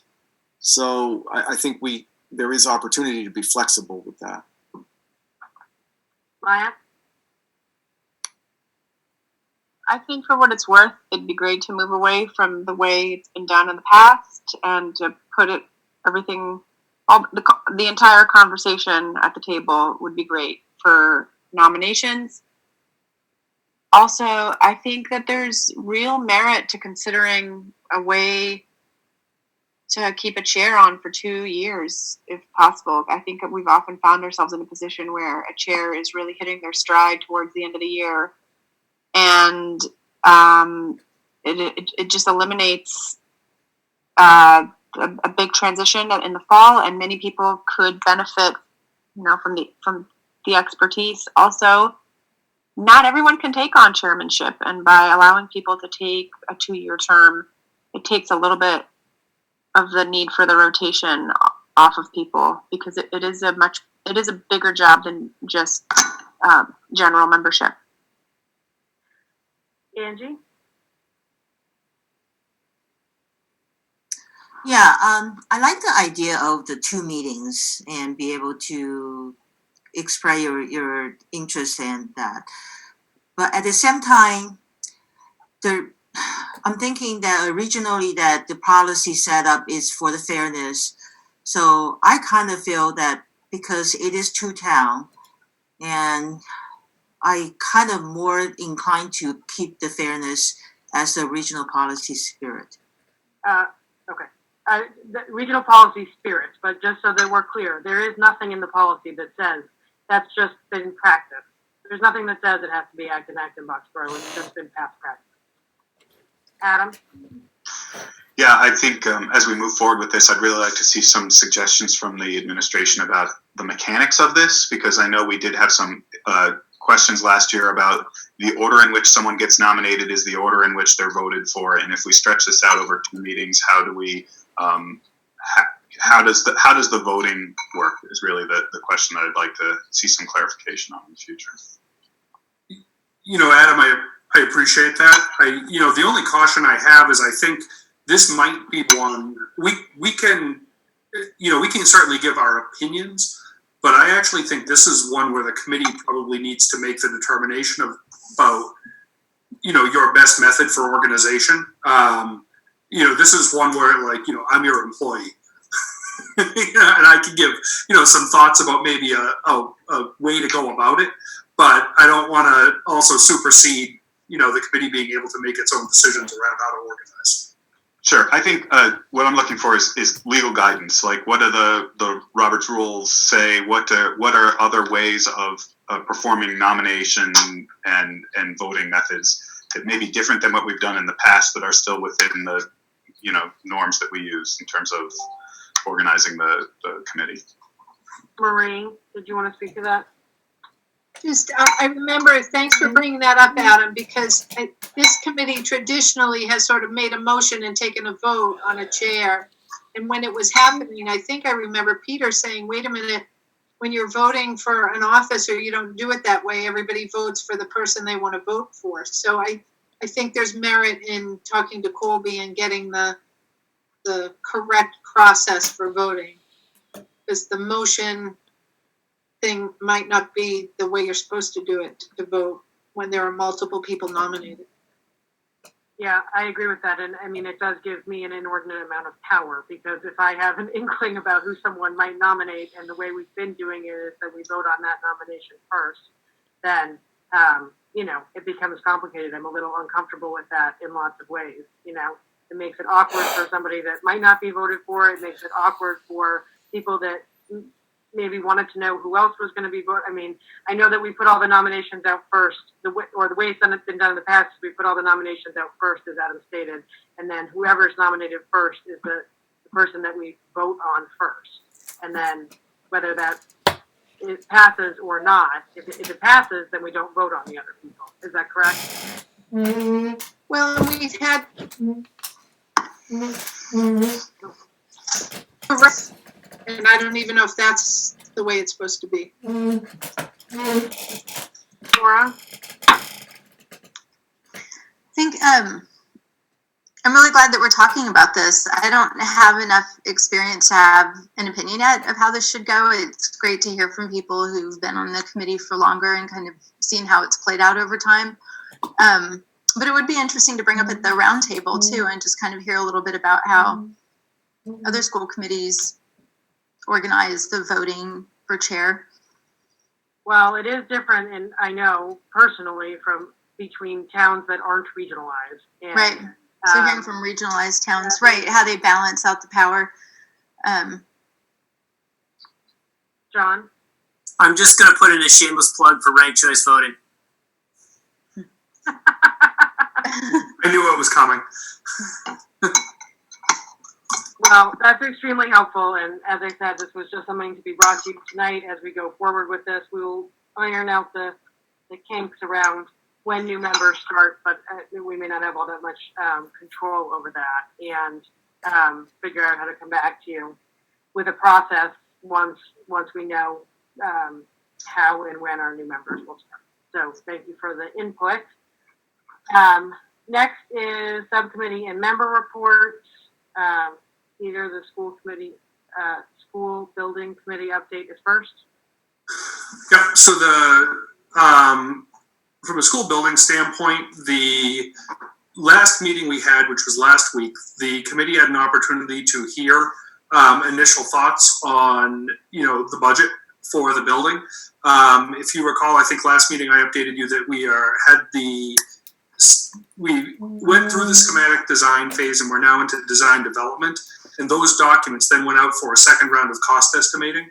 Those came back with about a 5% delta, where the project was about 5% over budget, which translates into roughly $5 million on the total cost of the project. The committee now has to get a handle on where those costs are coming over. We have been talking with the OPM and architect over the last few days. The project costs are really coming down, escalated in 3 areas. The first being that the footbridge that we, are looking to build, connecting the Douglas and Gates site, came in at $2.5 million, which is, about $2 million more than was originally estimated. So that's a significant area there. Additionally, the general contractor Consigli, in looking at how to build this project, found that some initial assumptions around the storage of soil during the project didn't work. So the original cost estimators on the project assumed that we would be storing soil on site for the duration of the project while we built the foundations and building. However, that would mean that there was, no play space for kids at Gates. In fact, it really limited the constructability of the building. So basically, when we take the topsoil off, it has to go get stored somewhere or sold, and then we have to purchase new. And then the third one is they found additional organic soils. And so they have to explore additional and new strategies about looking at the foundation of that, or they have to think about, trucking off the soil and replacing it with suitable fill. That does happen on projects. That happened on the last building project that I had. I'm pretty well versed in it. It's irritating, but it does happen. So we're working through those now. That will go back to building committee at the next meeting, and building committee will have a chance to weigh in on that. We are putting significant pressure on, the architect and contractor to think of different ways of constructing. The idea of, for example, of the organic soils. There's other ways of constructing foundations that may actually be less money than what was originally planned. So it's still early in the process, but we are looking at about a $5 million delta between what was budgeted and where the project cost is coming now. That has to come back to zero in order to move on to the next phase. So that's really the next step in this project. And I don't know if any of the building committee members want to add anything, if there was anything else. I don't see any hands raised. Okay. Then we will move on. The minutes of that last meeting are included in your packet from 4/22. 5.3.2 is Boxborough Leadership Forum. We are meeting on next Tuesday night, the 12th, for our pre-town meeting. So there's nothing new to report there. The League of Women Voters is putting together a candidates forum for May 19th in Boxborough. There are a number of contested races, including school committee. I don't think there's anything else to report on BLF. Diane, did you want to add anything for budget? Yeah, I'm just wondering if, are they, the pre-town meeting is out of Zoom?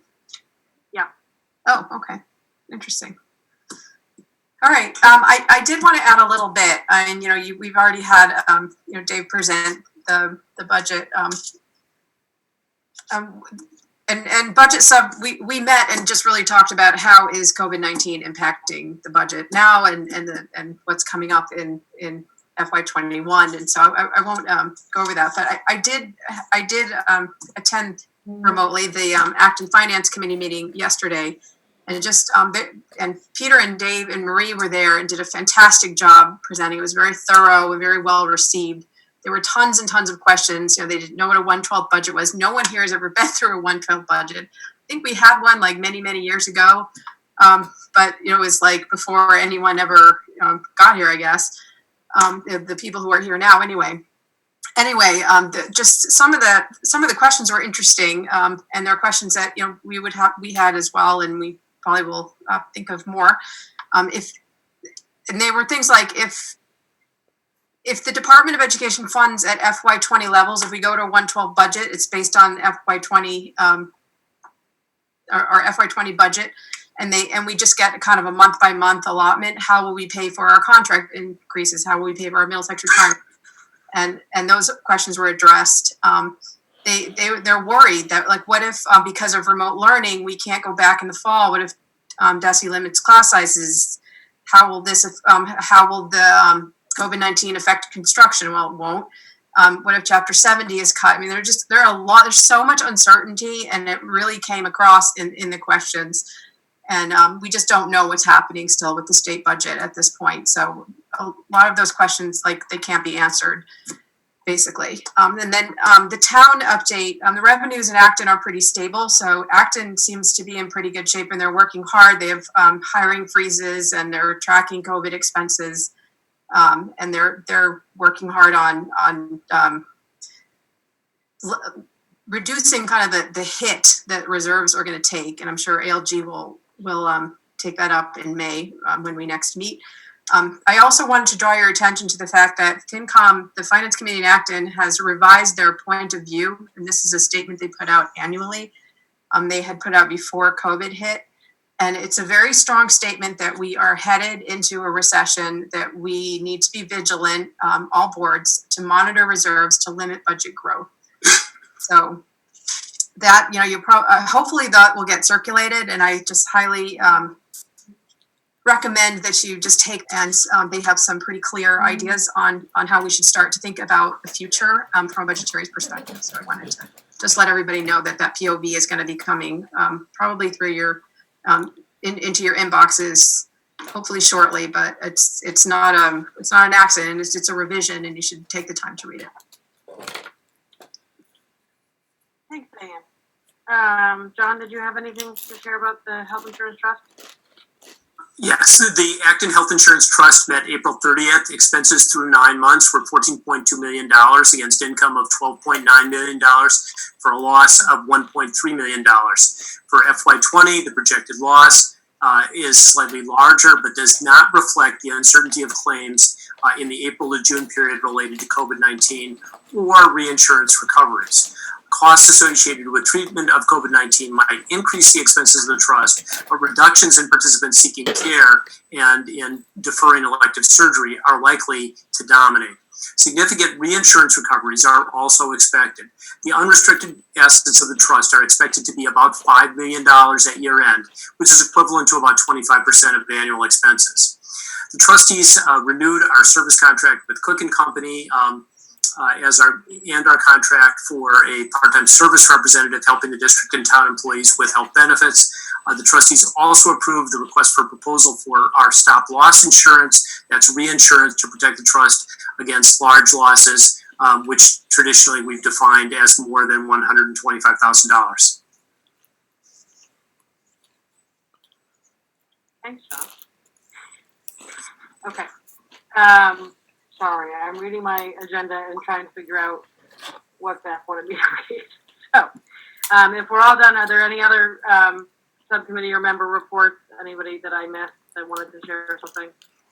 No? Okay. No, Ginny, I have to say, Ginny, I think I saw you on a Zoom with Ed Markey. I don't know if you want to say anything about that. That was kind of cool. Sure, and I congratulate you for having your question answered, Diane. Mine, I'm not sure he actually understood or answered it, but because you asked about special ed and FAPE, and he reiterated his commitment to kids with special needs, but I'm not sure he really got the gist of what you were asking. It was fairly rushed. Lasted just a little bit over a half an hour conversation between the Mass Association of School Committees and Ed Markey, who phoned in. It was a Zoom meeting. Essentially, there's really nothing to say, as anyone who reads the paper knows right now. There's a next level of CARES bill, or the next phase of hopeful federal relief, and he is an advocate. He understands the problem that is being experienced by school districts and municipalities all across the country, and in Massachusetts. And he's advocating for billions of dollars, but that's really all he could say. I don't know if you had a different impression, Diane, but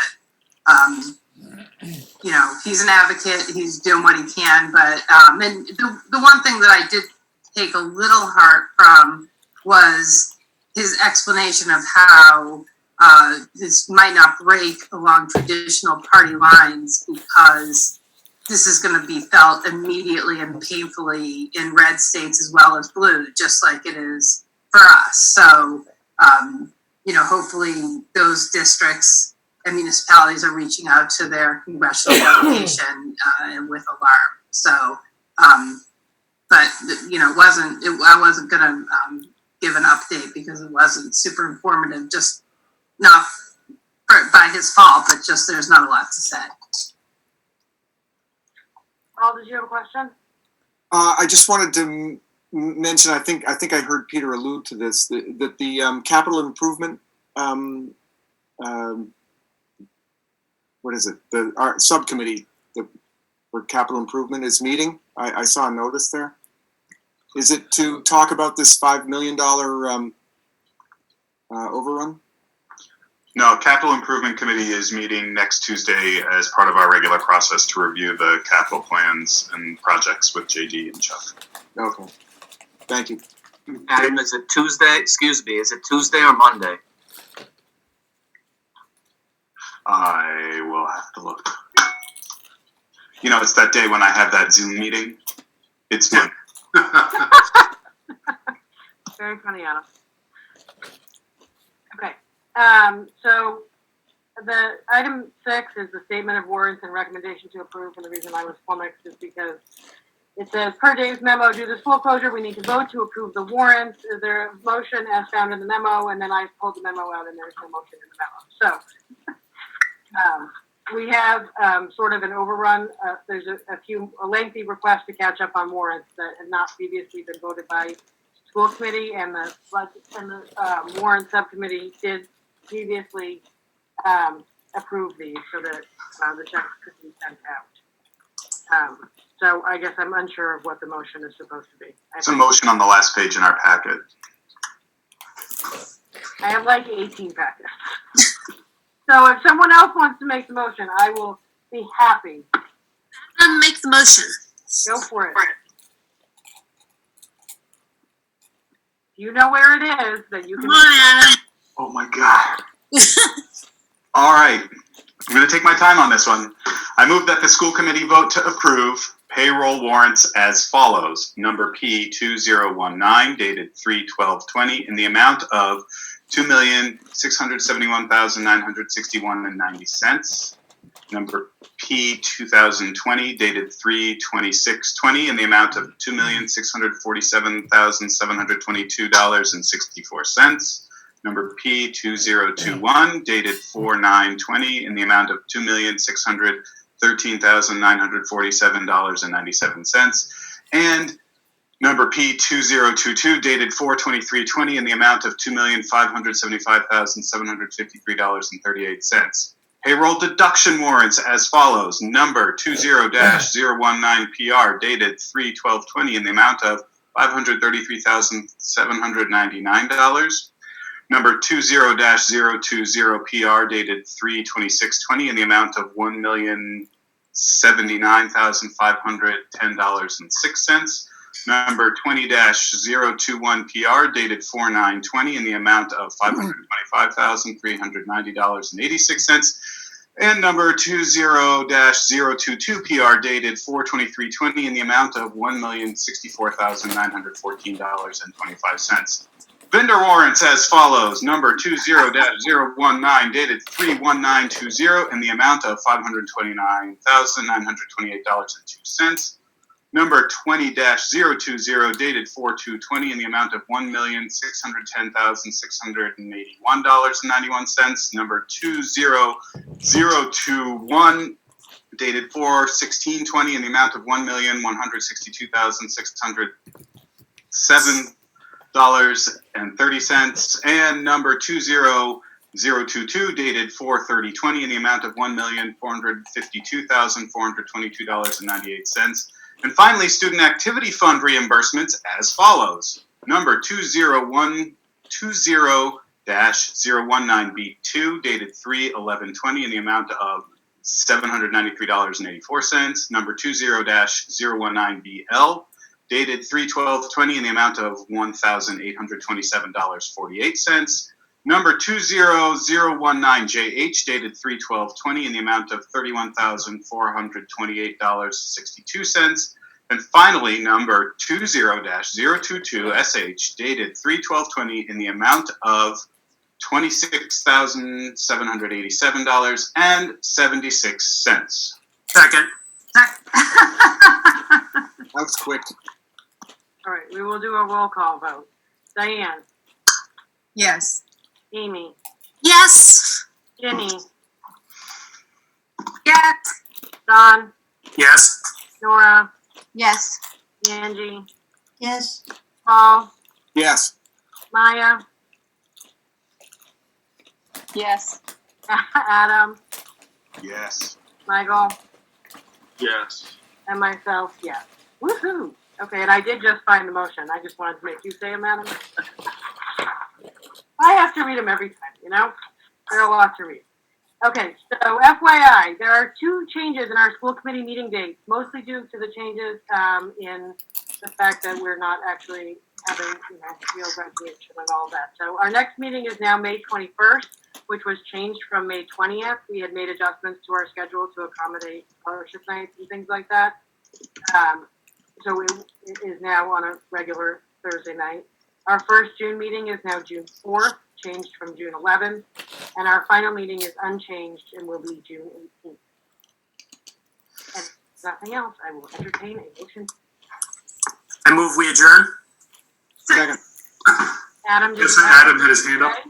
I did have one thing to say since I had to say all that stuff. I just wanted to share an anecdote as this is Teacher Appreciation Week for my great appreciation for the teachers of the entire district, but especially those who have to deal with 20 kids on phones shaking like this for 20 minutes at a time. Your patience and grace are absolutely amazing. I can barely stand it for 20 minutes with one kid in my house. So thank you so much for all the teachers, the aides, the administrators, everyone in the district for the amazing work that you're doing right now. Second. Yes. Thank you, Adam, for I just wanted to say, I just want to say an incredible thank you for all of the teachers, the seniors, the high school teachers that came around. It was unbelievable. So I forced all 4 of my boys to go out and watch, and they were like, and then they saw so many teachers they recognized. Mr. Romano, they were so excited, honestly. They were so excited to see their teachers. It was amazing. So thank you so much. It was fantastic. Yes, my ninth grader was tearing up when she saw her teachers go by. So that was an amazing parade. And thank you to all of our staff for all of their support of our kids. This is hard for everyone, and I think that those kind of sentiments go a long way. So we have a motion and we have a second. So I will do a roll call vote to adjourn us. And Peter, it's not 10 o'clock yet, so I did make it. Diane? Yes. Amy? Yes. Jenny? Yes. Nora, Yes. Don, Yes. Angie, Yes. Paul, Yes. Maya, Yes. Michael, Yes. Adam, Yes. and I'm a yes. We are adjourned. Thank you, everyone. Everyone. Good night, thanks. Night, everyone. Bye.